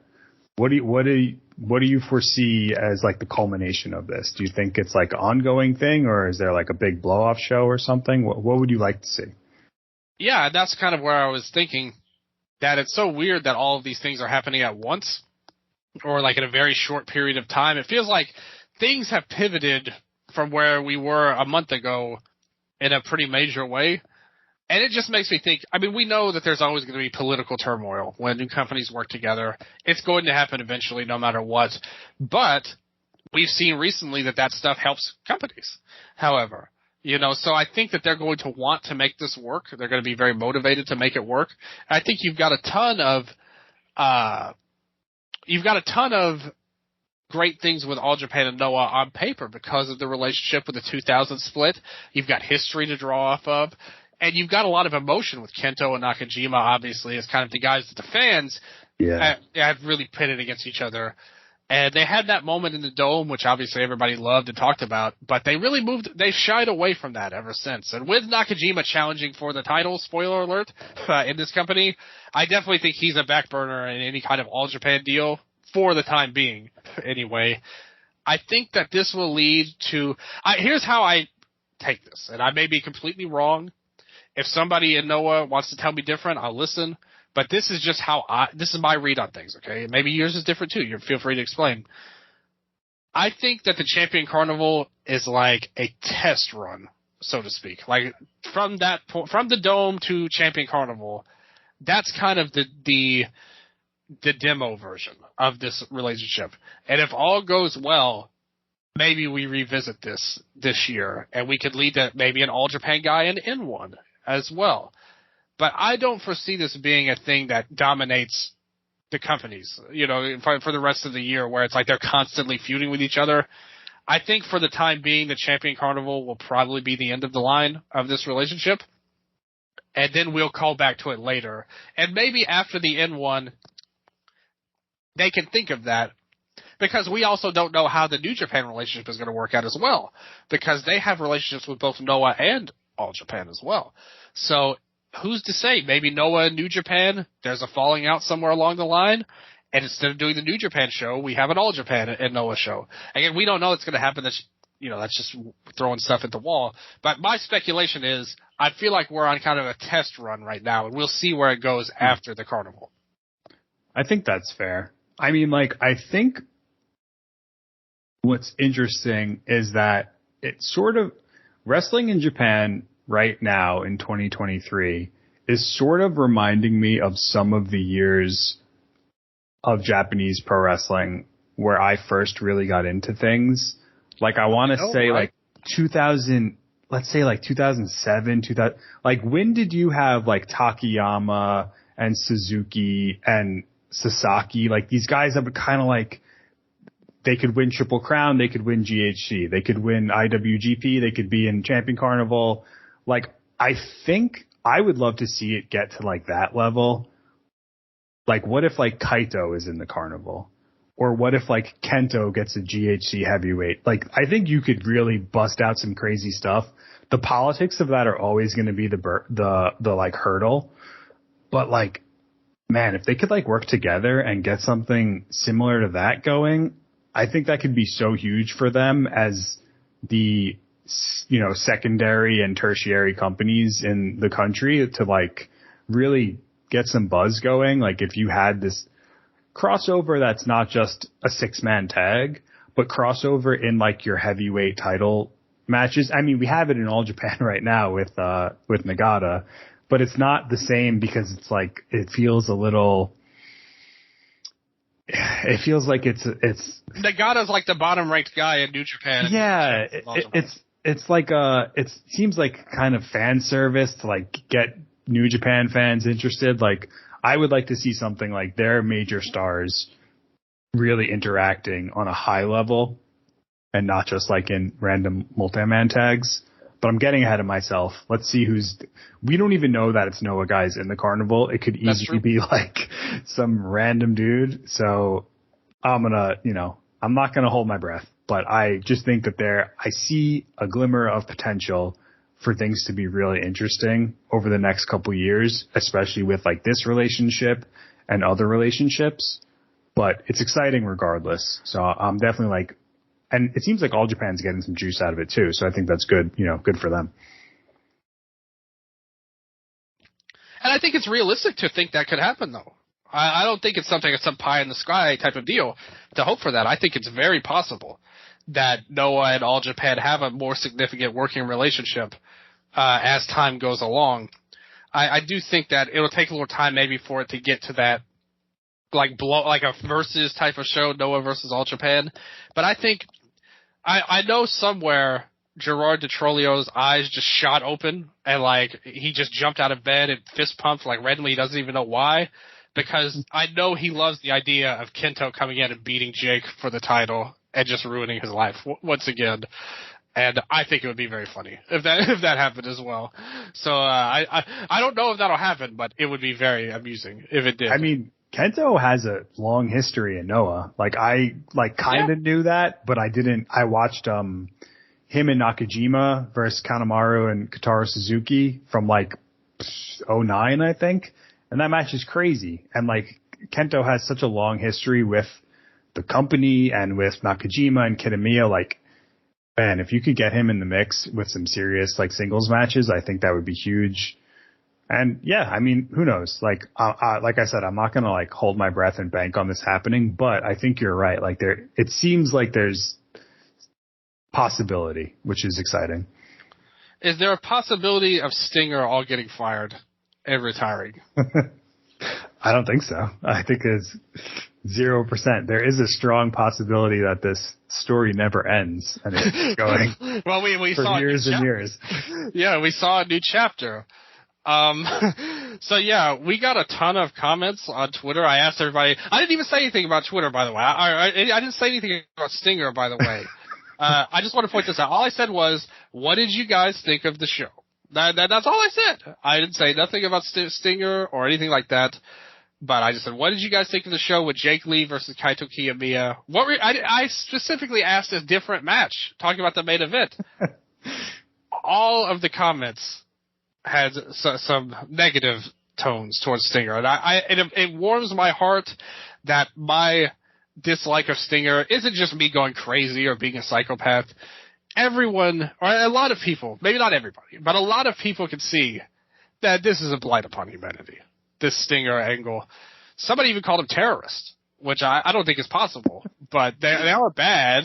But I mean, that's a totally different thing. They're just bad wrestlers. I don't hate him personally. And in fact, I like Ridgeway a lot. I think he's a really good performer. Ogawa's had great matches in the past, a good technical wrestler, in the right circumstance. Clearly this tag scene is not the right circumstance for that, but I don't think they're talentless. Eita was once good in Dragon Gate, and Noah, I haven't seen any evidence of him being anything except terrible. And Hayata, I think we all know how I feel about him. So this is all turned into a bad thing. And the thing is, I didn't hate this match as much as some people, because a lot of people were saying this was the worst match of the year. And I didn't hate it that much. I don't think it was nearly as offensive as like the one on the January 1st show. I thought was an atrocious match. And the one last month too was a terrible match. This was awful too. Actually, I think the other ones are worse, but if you hated this one, I can't blame you. But yeah, sell me on this, Dean. Tell me what am I not seeing here? I mean, so I have a new theory. Like, as someone who's watched every Noah show for many years now, I think there's like, I just put my brain into Stinger mode when these matches happen, and then it just becomes like a totally... You get drunk while you watch this. Is that no, it's just like, oh, I don't know. It's just like, oh, it's like a soap opera in like the worst sense of the word. Like when they, at the end with like the wife swap angle where they were like, now we're gonna just like, we'll be angry at each other, but like we're gonna trade partners. It's such a ridiculous idea that I just like, I don't know. I have no real response to it at this point. And like, I think when I go into Stinger mode, it's just like, oh, Ogawa's working an arm. That's cool. And like, that will like get me over for 10 minutes. Like that's entertaining enough to me for like a stupid wrestling fan to watch and be like, oh, I like Ogawa. Oh, Ridgeway's doing, limb work on the knee. Like I've seen it so many times, but I guess it's just like, I know what I'm going to get into. And in order to like maintain my sanity in watching so many different permutations of the same match, I just go into stinger mode and then I exit it when the match is over, like 40 minutes later. So that's, I think, my way of like not getting angry at these matches and like finding some enjoyment in them. But I totally like see why people are kind of getting bored of this, because this has been, and it's like, I don't understand, like, who is in Stinger? Like, even on the roster chart, like Noah does these little like roster charts every few months where they like put everyone on a little graph and they put little pictures.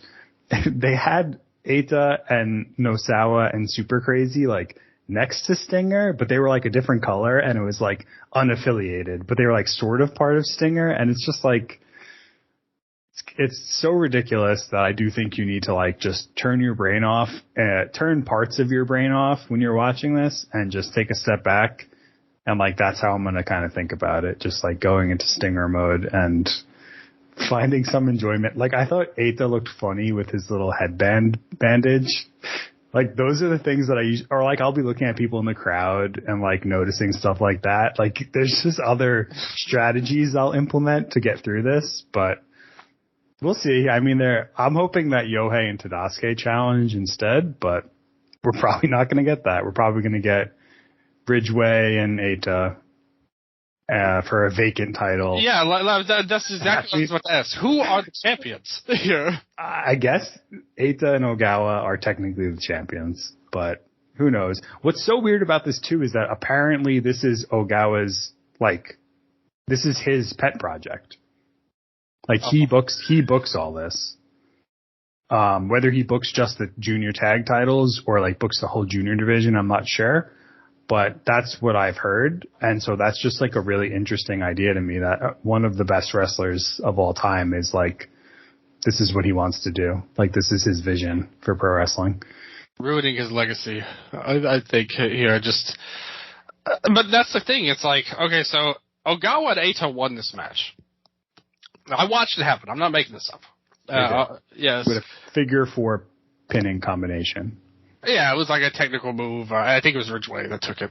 And then Hayata and Ogawa are now a team after this. So they leave together. And I was just thinking this whole time, like, who are the champions? Like, what does this mean for the titles? What I need, because I don't think I could ever reach the point where I get into Stinger mode like you. Maybe if Sting was in this division, like the Icon, if he joined this, I think I could get into this a little bit more because I love him and I will like anything Sting is involved with. But I think I need a time machine. We need to go back to Momono Seishu Tag as junior tag champions, and I'll be happy. I would love that, yeah. He's going to come back before this group ever breaks up, before this angle ends. He's totally, When will this end? We were talking about it when they were together years ago. Stinger was still around, the champions in the tag scene. It's just, this is insane to keep going on with this. But somebody stop this man, Ogawa. Somebody stop him. I don't know who. Who has the power? We need to get our connections all together, and we need to say, hey, we've had enough of Stinger and Ogawa. I think everyone secretly knows. Maybe they don't want to admit it, because I think we all respect Ogawa deep down.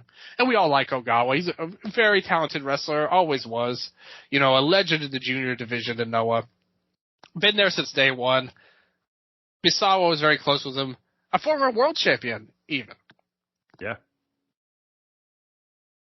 But that doesn't excuse what's going on right now. You know, at some point we just run out of excuses. Maybe at first it was okay, but now it's time to he's got to go, man. It's time to put him under suspension of his booking duties. It's time to bring in, well, everyone else they have there is nuts too. So who knows what will happen with the junior titles. And that's the thing.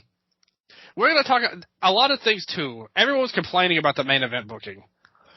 I am ambivalent towards that compared to this. For whatever reason, I don't know why this bothers me so much more than whatever happens with Kaito, but I actively hate this.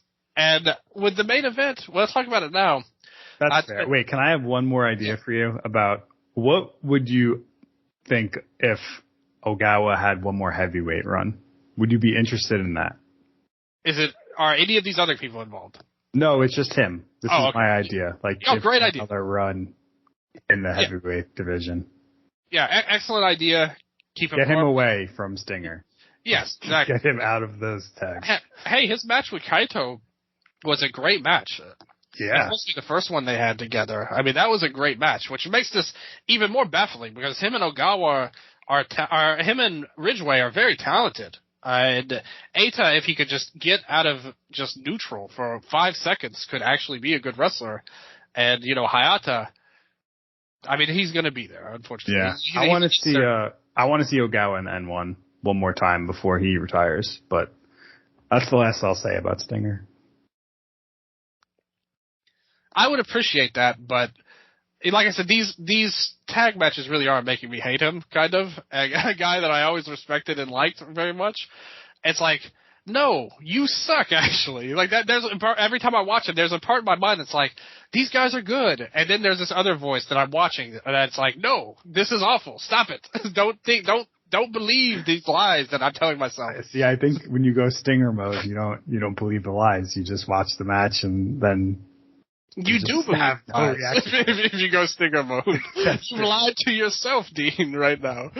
But anyway, like I said, I mean, I've ranted about them many times, and I will end it there for all of our sake until we get to the comments, which we will read after the main event, which will have more Stinger stuff there.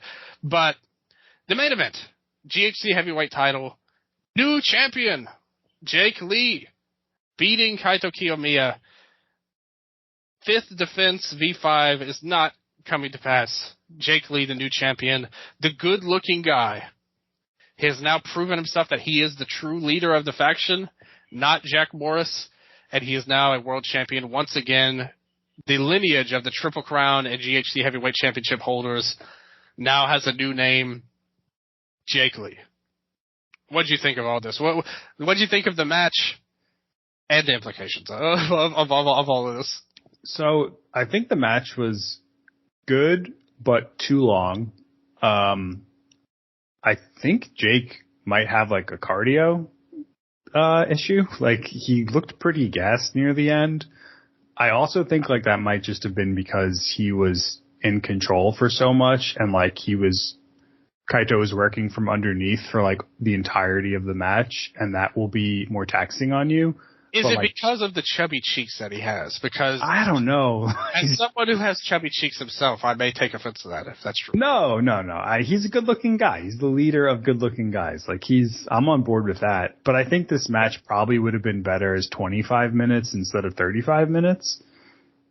But I still thought it was like I saw people like hate this match, which is like, I don't know what they were expecting. Like Kaito does this. He went headlock mode and he spent like 5 minutes doing his headlocks, which is, I love that. Like that's one of the things that Kaito does that I love the most.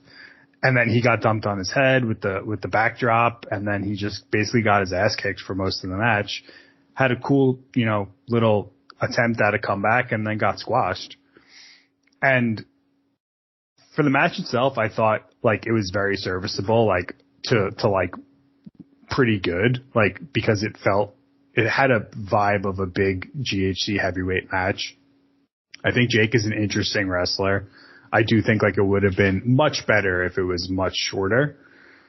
Let me cut you off there before we get to the booking implications of everything, because I'll talk about the match briefly. I really agree with everything you just said, actually, about the match. The one thing I will say, too, that I think hurt it was Jake. You kind of alluded to it, Jake working on top for so long. I think that Kaito is such a great wrestler. I think he's a fantastic talent all around.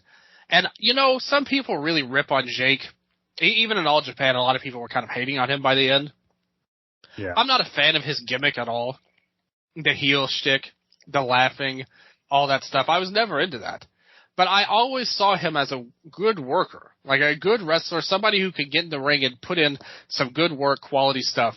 We saw it. He had 60-minute matches with Kento in All Japan that a lot of people really enjoyed, and I enjoyed. I like Jake. Like I said, overall, and I'm not, I don't think you're wrong, because I do think this match was too long. I think if they had balanced it out more, it would have helped the match in a lot of ways, and even in the booking sense, which we're going to get into in a second.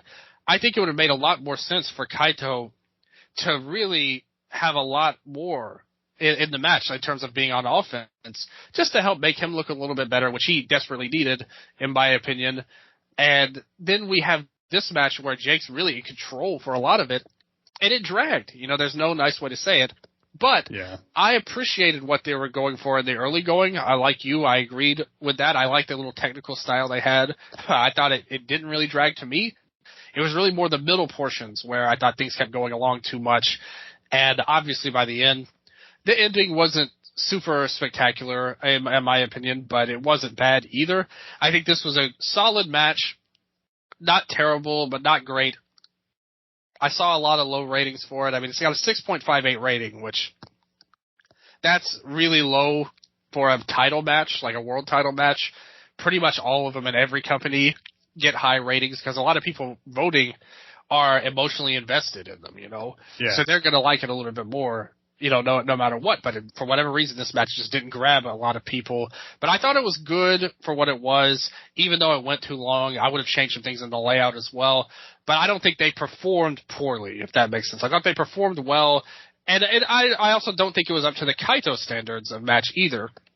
If I want to point a finger at anyone, it would be Jake, because we've seen what he could do against Okada and Keno, and we could talk about booking or whatever, but in those matches, he was absolutely phenomenal in both of those matches.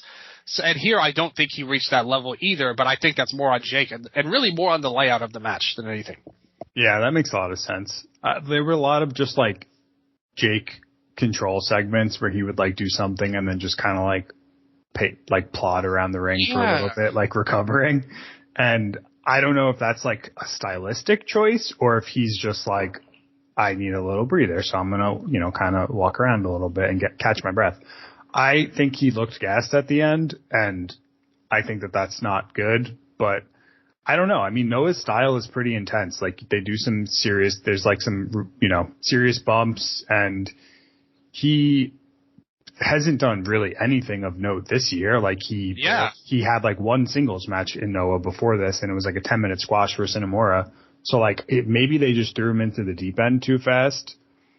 But yeah, I think I'm with you. Like it was a solid to good match for me. I think I don't think it was terrible. It's still a Kaito Kiyomiya match, and he's still the best wrestler in the world. And like his worst match is better than so much other stuff that's out there. So I was fine with the match, and I think I was pretty much fine with the result, too. And that's what I was about to say. Do you think that the result made people hate on this maybe a little bit more? Yeah, I think so. I mean, I think, like, there's just the discourse with Kaito is very unusual to me. I think, like, I've spent a lot of time thinking about this and talking about this and, like, kind of processing the story that they're telling with him. And like we've talked about it too. Like, I don't think that he's nearly as like geeked out as people make it seem. And like, I think him losing this match is actually like a better development for his character than it would have been if he won. Because like, I think, agree with that. Yeah. This like current arc of Kaito as the Muto tribute with the peacock colors is like not Noah Ace material. And I say that as someone who, like, he's my favorite wrestler. So I think he needs, like, another redemption arc like he had after the first loss to Muto, where he changed his character, he changed his look, he changed his style a little bit, maybe gets another new finisher. I think the Shining Wizard's going to go away. Oh, thank God. If that happens, I really hope so.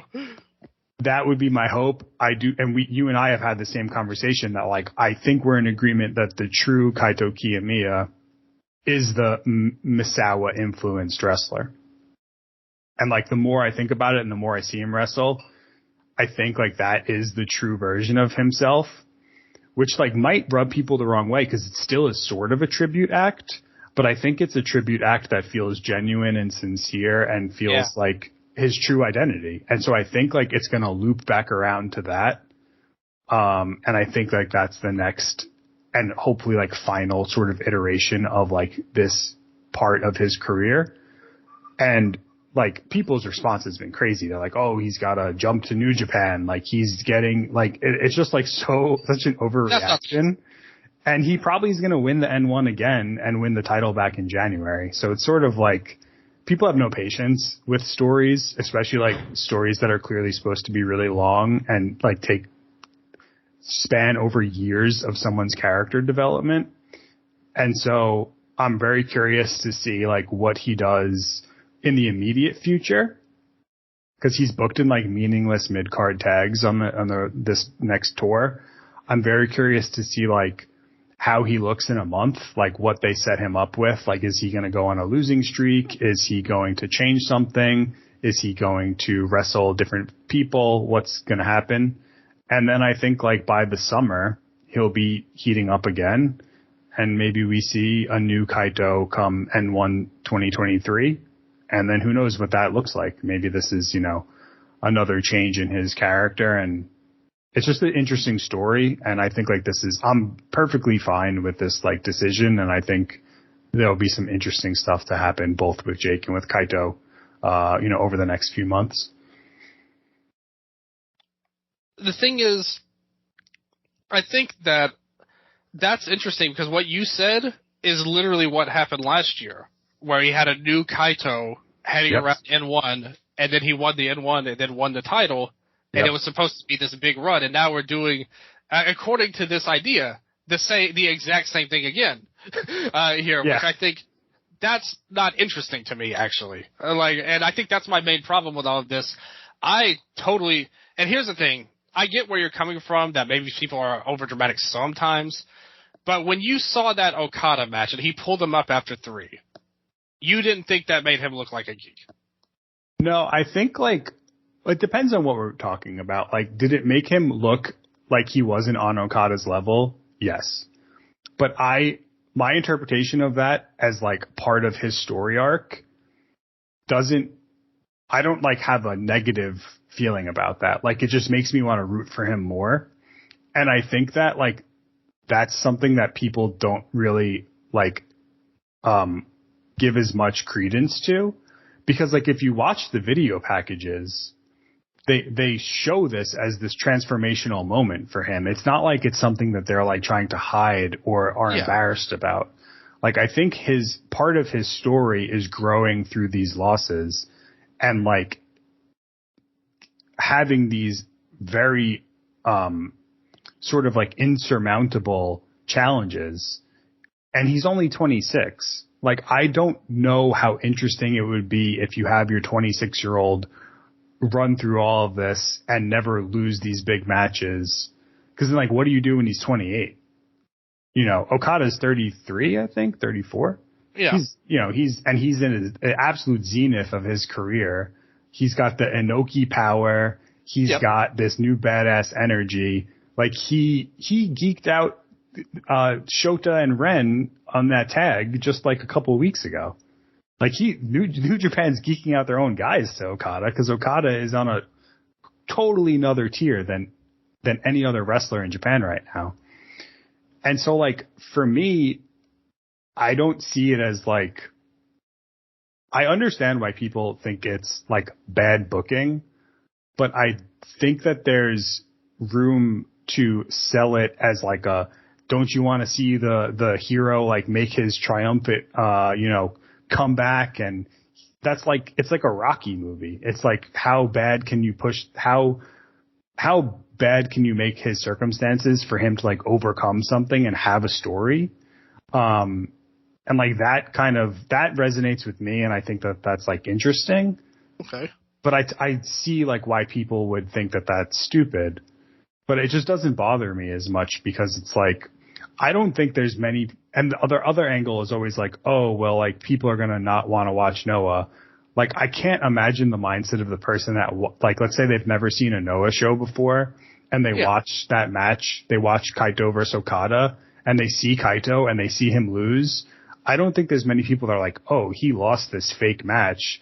I don't care that he's such an amazing wrestler. I don't want to see him wrestle again. Like, that interpretation never made sense to me, because I think like there is a reason to get invested in someone that is a loser, and he's not a loser, but he's had these big high profile losses that add to his character, for me at least. And I think like there are people that vibe with that, and I think, you know, it's a big reason why he has such an interesting sort of story and character arc. And who knows how it's going to pan out. Like, it could not work. It's definitely a gamble, but I think like, I just don't think it's as bad as people make it out to be, basically. I think that could work, except we've seen it happen over and over with this guy. You know, like this same person. We've had a bunch of different transformations. We had the original version, the Misawa version, which was great to me. Felt like an ace, great champion, and was very successful. Like, him and Keno had a great run at Sumo Hall, with their most successful show in years at that point. Yep. Then we had the kind of the dark version of Kaito after Go stole his look for some reason. Yeah. So his title. We had the black, you know, tights version. Then we had we had multiple versions of this latest version too. Like, now that he's got the championship, he changed again, because he had that first version with the Muto stuff, and that quickly changed to this more the one that we see now. So we've seen 3 or 4 different transformations at this point, and now we're banking on a 5th to finally get it right. And to me, if he was great, he wouldn't need to change. You know, Misawa never changed. You know, Misawa never had to change. And I think that's why what you said about the discourse is interesting, because at the end of the day, you're talking about all of these things and you're comparing him to Narita and Umino. When people want to see Kaito, I think most Noah fans, they want to see him be the ace of the company, you know, at the end of the day. And there's never been an ace that's been treated like he has. That's gone through what he has. And I'm not criticizing what you said, because that could be an interesting story, especially on the meta level. Like you said, whatever happens with him, he could walk out as the next Doink the Clown, could be his next reinvention, and he'll still be an amazing wrestler. You know, that's not going to change for me. But I also, when you're the world champion and you're losing in 15 minutes to a guy and he's putting you over, when that match happened, I said immediately, he's got to lose the title. Me and STRIGGA argued about it on the last episode. He thought for sure Kaito would win, and I said, no way, he can't be the champion. Like, look what happened to him and Okada.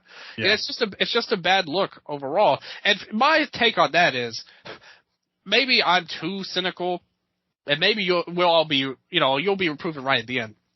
But to me, that Okada thing, that felt like a company that had all the control when it comes to the Muto main event. They had to have Naito on that show, and they needed Okada on the show, which helped Noah. It helped Noah beat Wrestle Kingdom. When was the last time that happened in Japan? Yeah. It helped them do it. And to me, Okada and Kaito was the match I was most looking forward to. And I don't think I was alone in that, even more than the retirement match.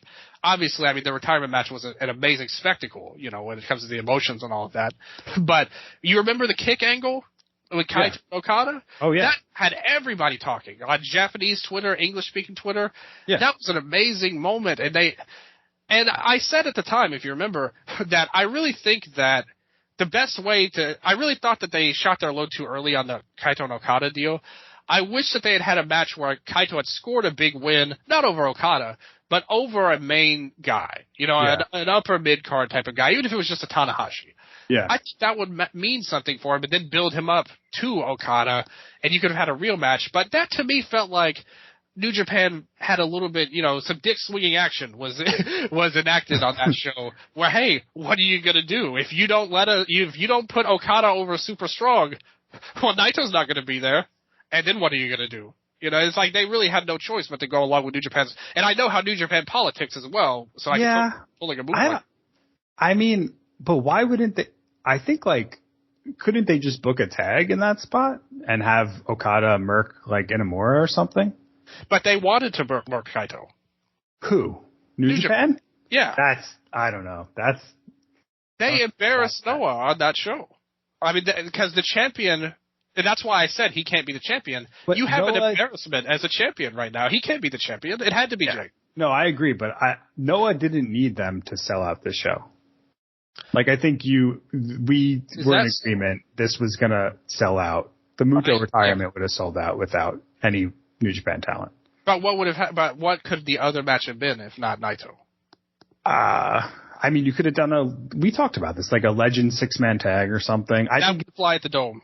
Like, you don't think so? No, because everyone brings that up about Kobashi's show, and that was not at the Dome. That was at Budokan Hall. And with the Dome, you needed a main match. I always knew it would be a singles match between them. And on top of it, let's remember, he faced Nakamura already on the build-up to it. So I really felt like they would need a bigger match to the Japanese. That's fair. Yeah, that's a good point.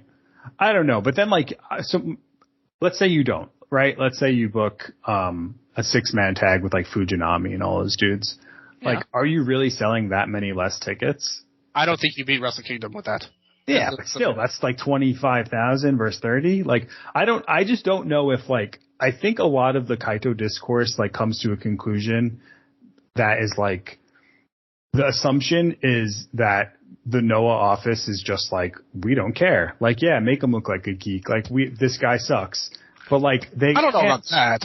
They can't be that blind to what they have. There, like, has to be a story. And, like, this is what happened when he first lost to Muto.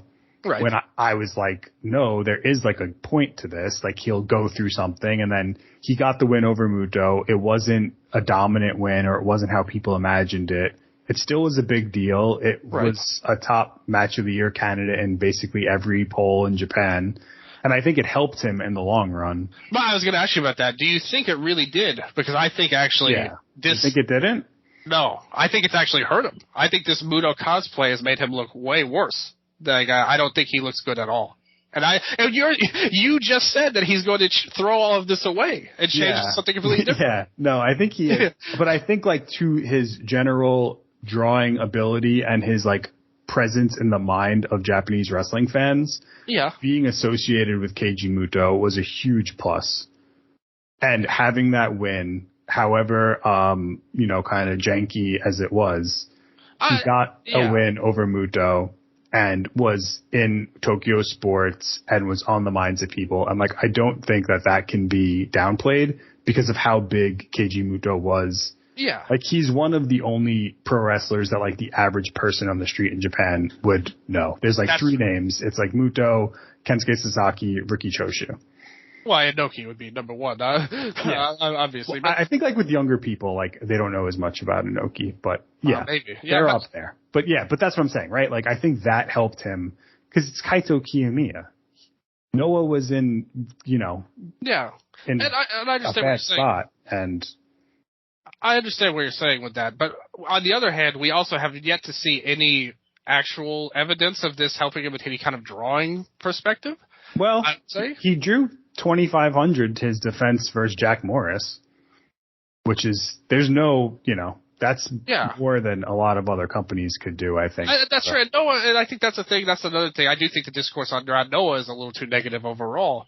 When you look at their numbers, and like you were saying on your tracker, they're up above pretty much everybody except the top 2 companies.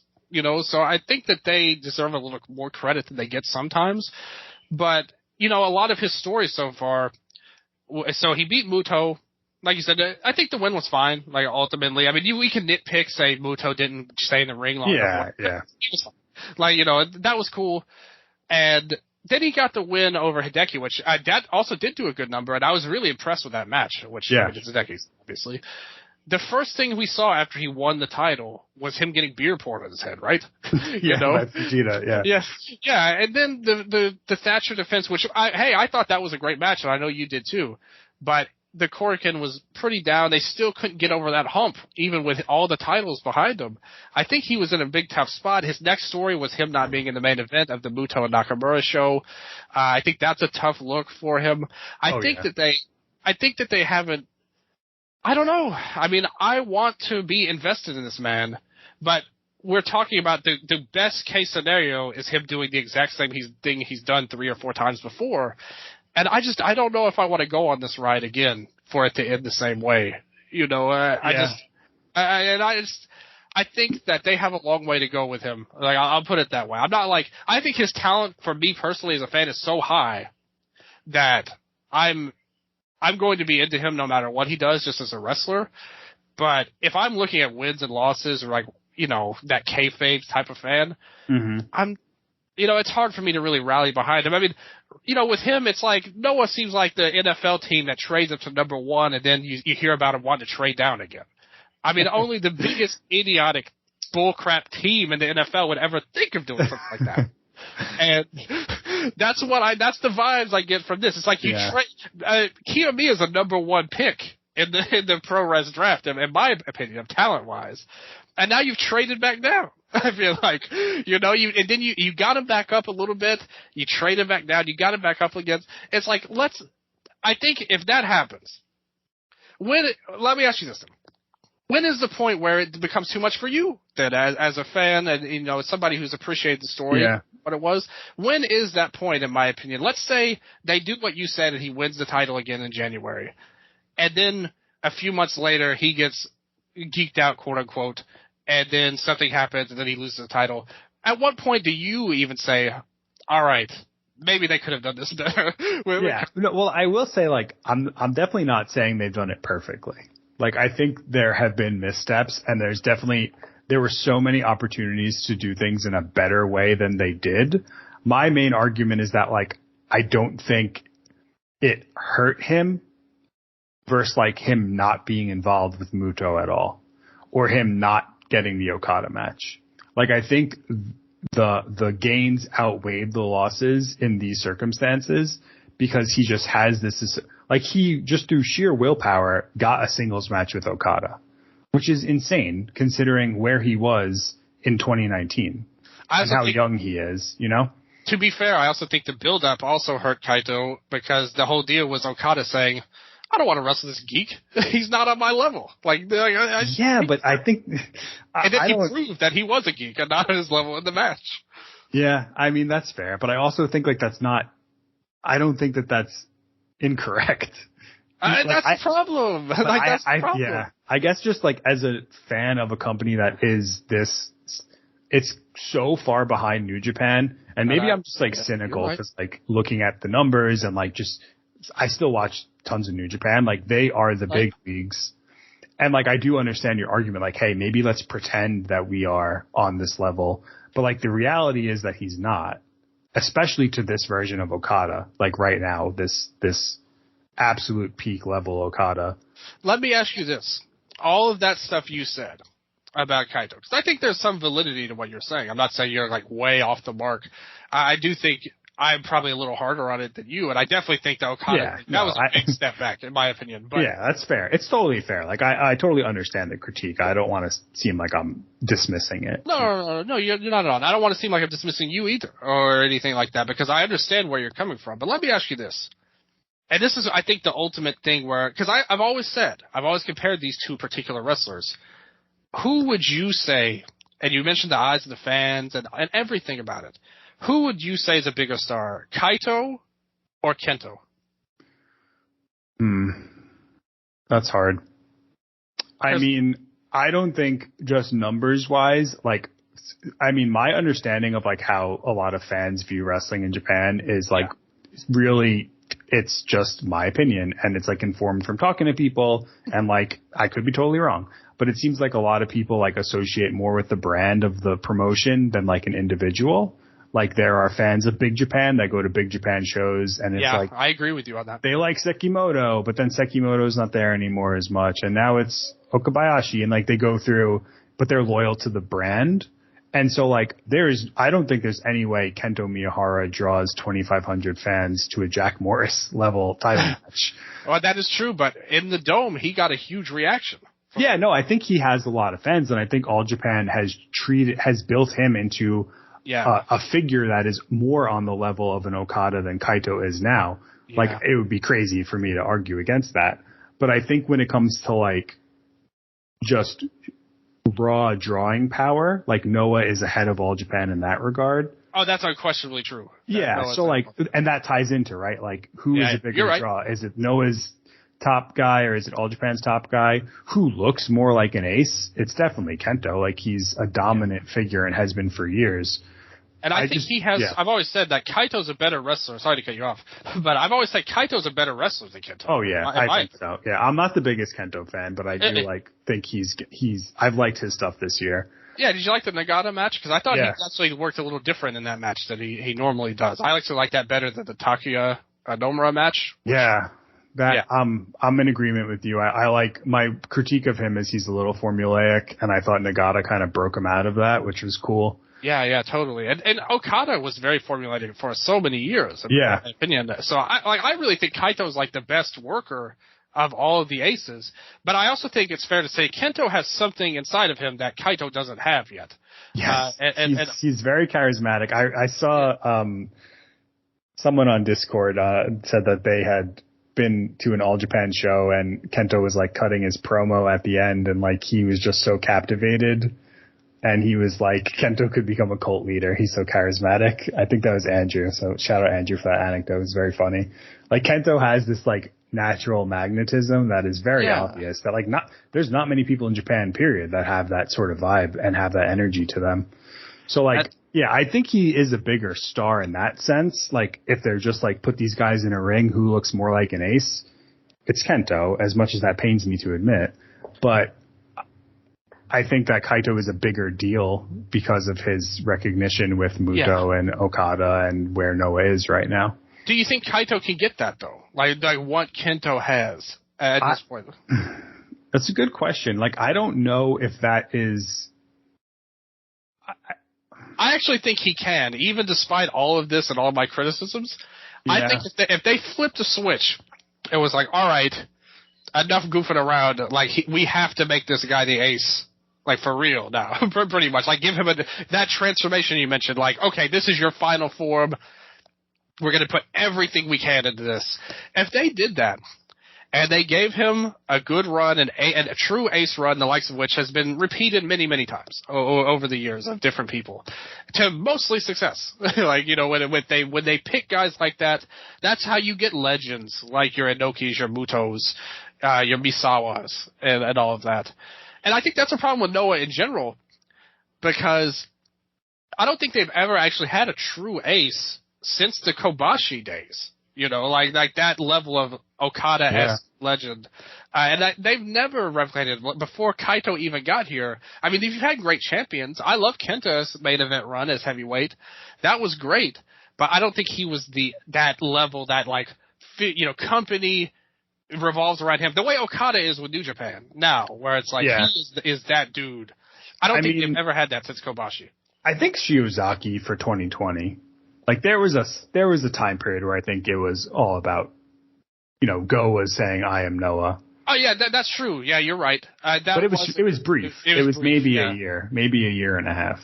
Yeah, and I think that's why I didn't bring him up, because it was a little brief. But for that time period, I think I agree with you. I mean, all of your points make a lot of sense. I think I am in agreement with most of them. I do think the only thing that still stands out to me is like how young Kaito is. You know, Kento's 8 years older than him. Yep. And that's why I said I think he could get it, actually. I think he can too. I think it like is really crucial to see like what this next iteration looks like, because I think you're right. Like, we can't have this be an annual thing where Kaito, like, for half the year is beast and, like, wins a title and then, like, all of a sudden loses it and, like, he has a losing streak. He's probably going to job to, like, Masato Tanaka on some house show. And then he'll, like, he dyes his hair black or he, you know, takes out the hair dye and he has a new costume. Like, okay, I can see, let's do it again. That's fine. I'm hoping, like, he becomes the real sort of ace figure with this last kind of try at it. I do think like the reason that if I was in the Noah office, I would be able to play with this and like have these stories going is because I do think like Go Shiozaki is still, I think they're waiting for this last Go Shiozaki ace run. And I think we got the first step, like the 0 step here, because Nakajima challenged and he said, I am Noah. Yeah, good point. And so I think it's going to be Go and Jake at Sumo Hall in May, because that's like the next big show after the Nakajima match. Oh, that would be cool.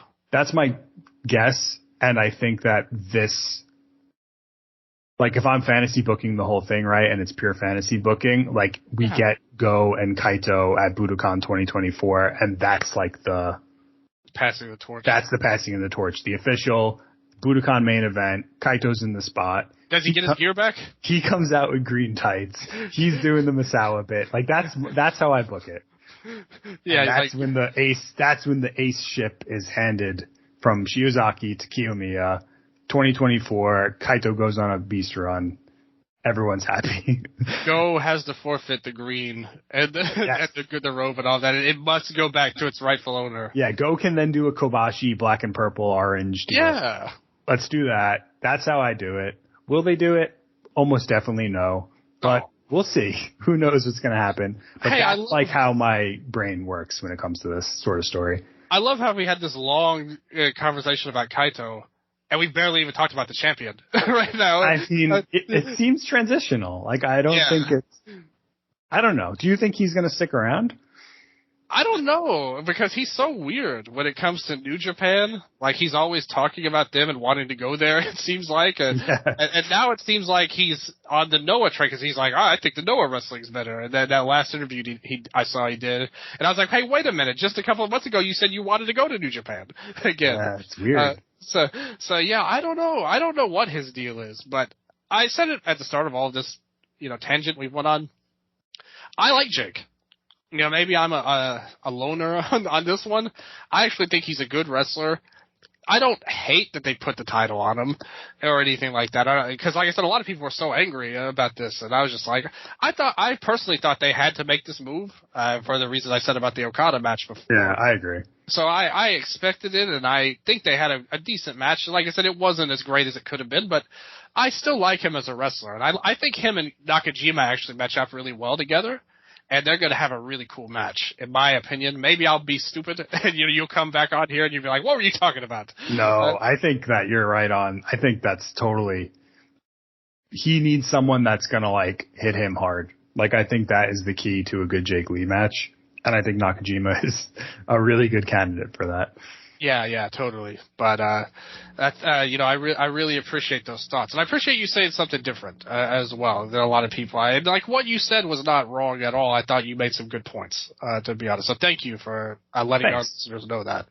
No, I know it's it is what it is. I think it's definitely frustrating if you want to see sort of a traditional booking of Kaito as the supernova and as the ace of the company, but it could all be wrong in a few years, but I think if we look back on this in 2 or 3 years and things do look different and he is this central figure, then I think it all kind of makes sense in retrospect.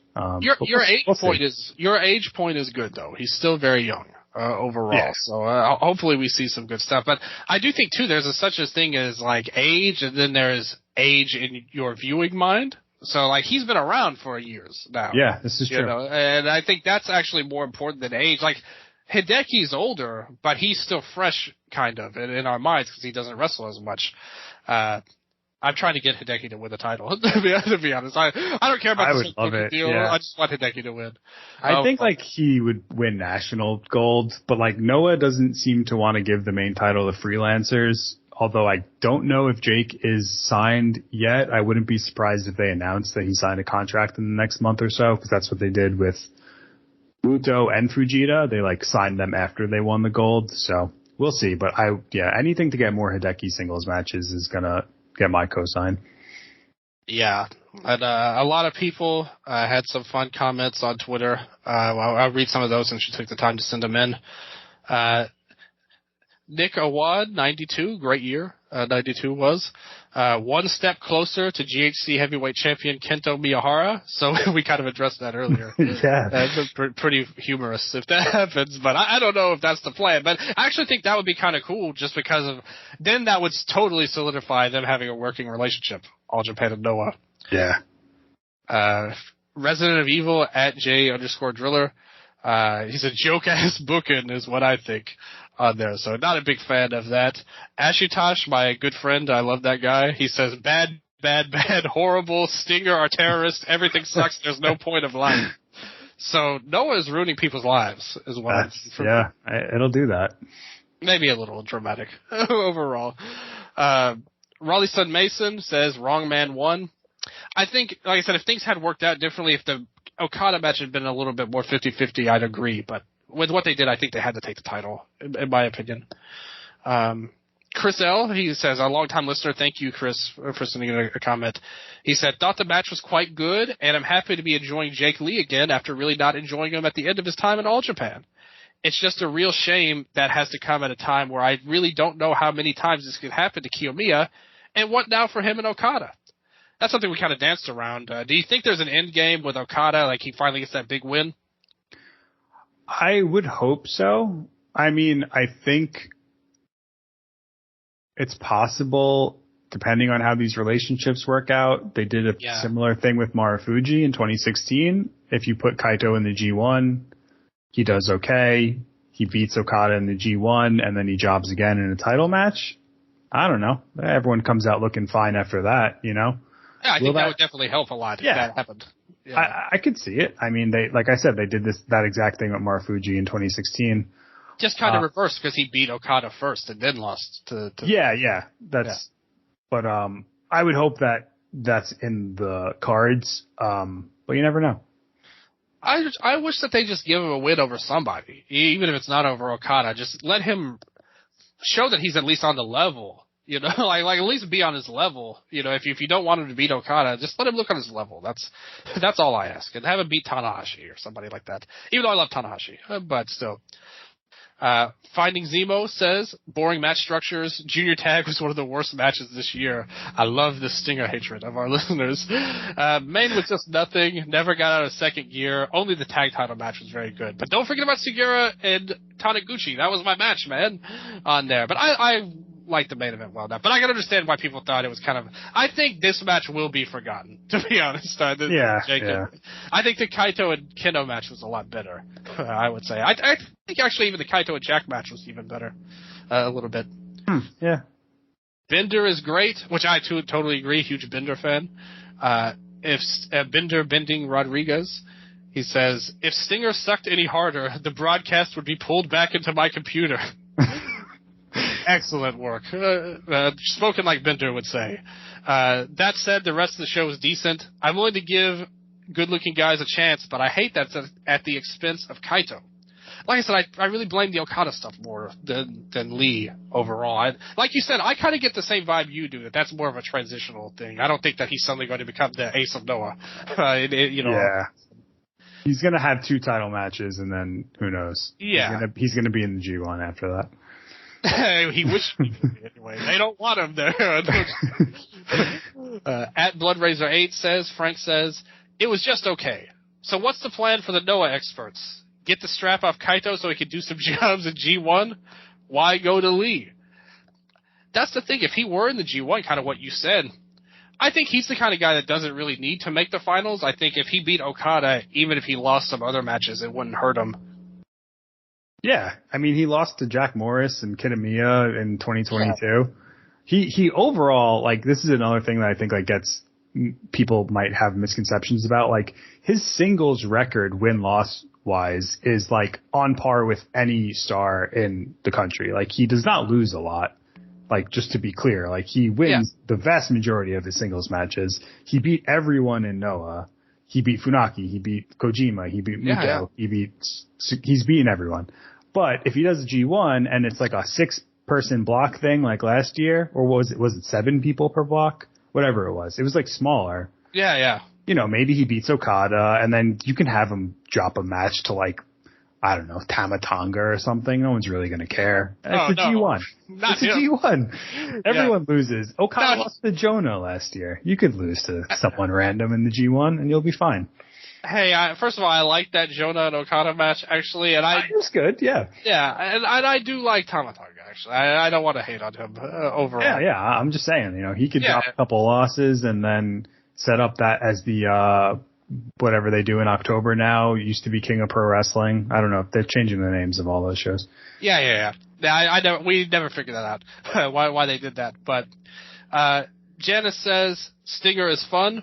So I don't agree with that, but I like having different, I like different opinions. That's all I'm saying. I want you guys to like different stuff than me. You know, that's why I appreciate you coming on, Dean, because you got Thank you. opinions there. Although we were kind of the same on the show, just different. Yeah, just no stinger mode.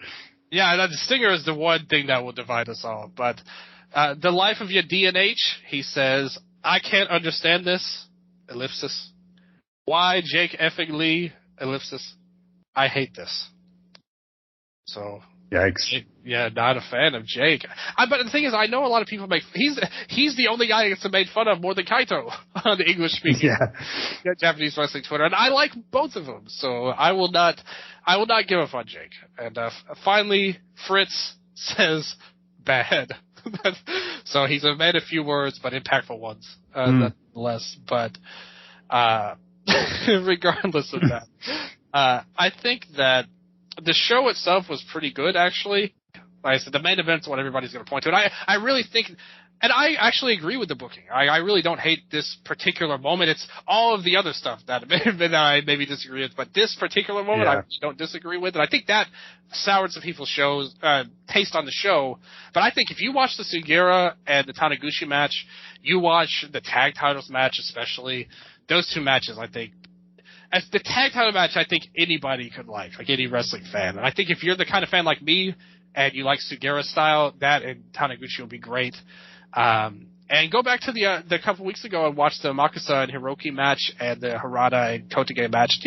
You've got some good things going. You've got some interesting thing. And like I said, we had that conversation on Kaito, but I don't hate it. It's more like I'm ambivalent on Kaito, and I just watch him as a great wrestler. I really hate the Stinger stuff. That's fair. Yeah, like I said, we had a debate on Kaito, but really, I'm not nearly as down on that as the juniors. I can't even form a debate that's pro Stinger. So I've resorted to just random bullshit. But I have one last question for you. So looking at the schedule, May 4th, they're in Sumo Hall. I said I think it's going to be Go versus Jake. Do you have any other ideas of what they could put in that spot? Because that's a big show. Yeah, that is a big show. And it's cool that that's one thing you can't take away. You know, we could talk about Kaito himself all day, but the brand itself, it's grown over the past couple of years. Yeah. And I think that's undeniable. In terms of the Sumo Hall show, like you said, they really set up with the I Am Noah line that would be Go's big return. And I think that would be a good kind of card to play, a good drawing card.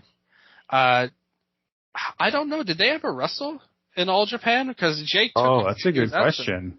Yeah. We gotta look at that on there.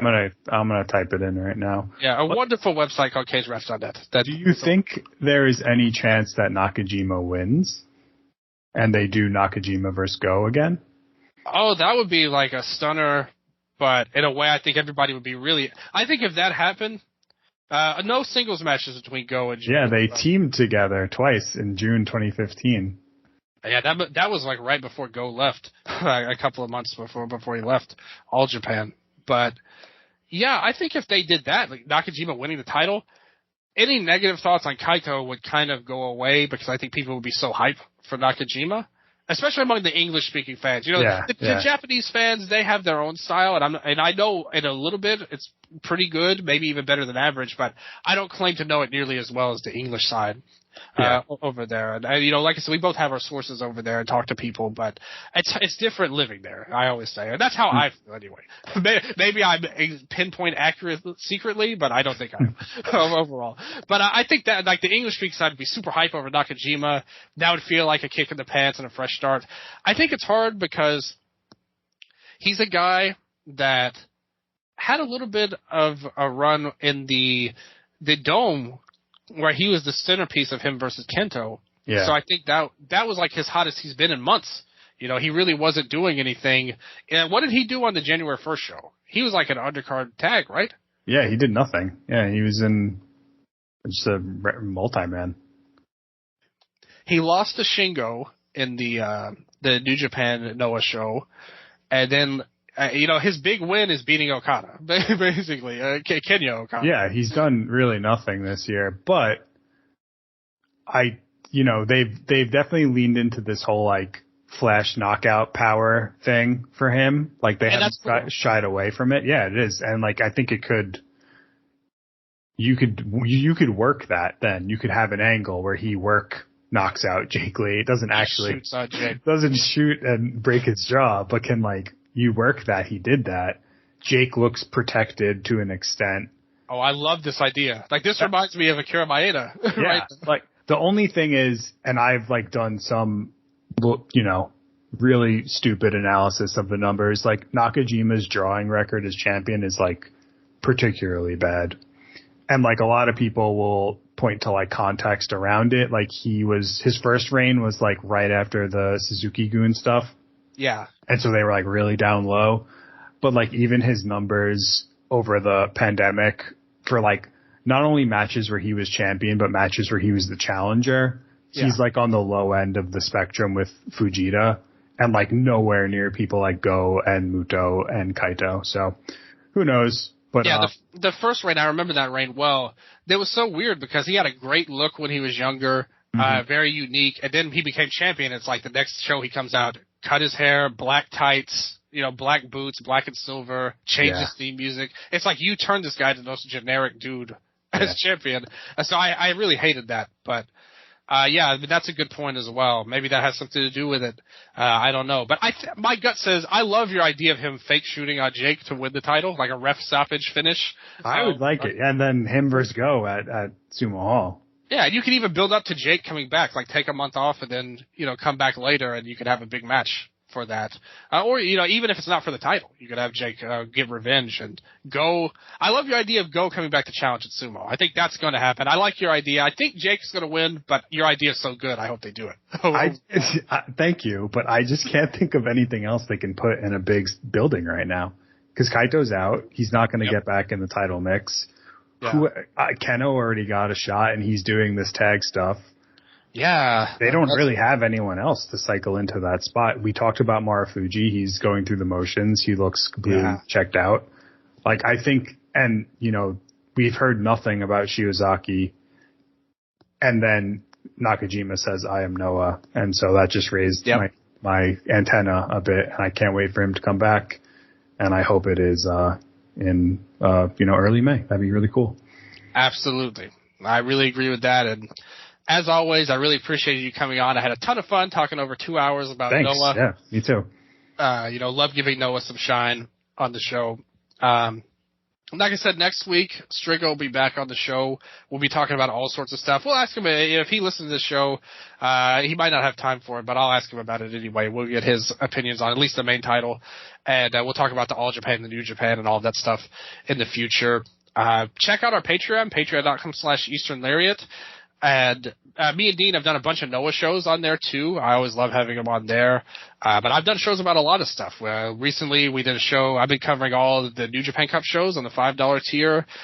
We've got TJPW, me, Sandre, and Yannick covered. We got stuff going on all over the place. I'm going to do an All Japan show as well, probably by the time this airs.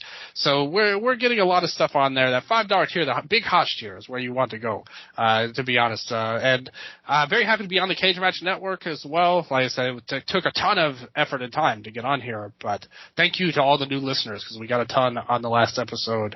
We really appreciate it. And I know Strigga is very happy to be here. Obviously, he's one of the main guys on the website.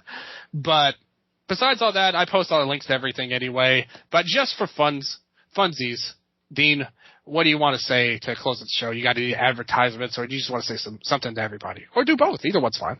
Nah, I mean, I'm on Twitter, DNMT67. If you use Discord, there's a Noah Discord. It's really fun. We do match of the week every week.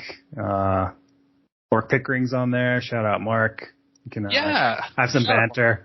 But yeah, I really appreciate you having me on. It's so fun to talk about Noah with you, and I'm really looking forward to all the Eastern Lariat family, all the stuff you got in the works. I'm really excited for it. And hopefully everybody is, and hopefully you stick around for a long time in the Eastern Lariat family, Dean, because I really appreciate having you on. Hopefully everybody enjoyed the show, watch some Noah, watch some wrestling. There's all kinds of good stuff. Noah Dean kind of alluded to it earlier. Noah is kind of leading the pack in terms of what we really fell in love when we watched wrestling before in Japan, the interpromotional stuff. So everybody needs to check it out. Some kind of Japanese wrestling, just sometimes of wrestling in general. Have some fun. I know WrestleMania is coming up. AEW's got stuff going on there. Whatever you like in wrestling, watch it. Lucha Libre is really cool as well. I just watched Dos Leyendas the other day. So lots of fun stuff in wrestling everywhere. And we'll be talking about it here, there, and everywhere else. As always, you know I love you. And until next time, sayonara.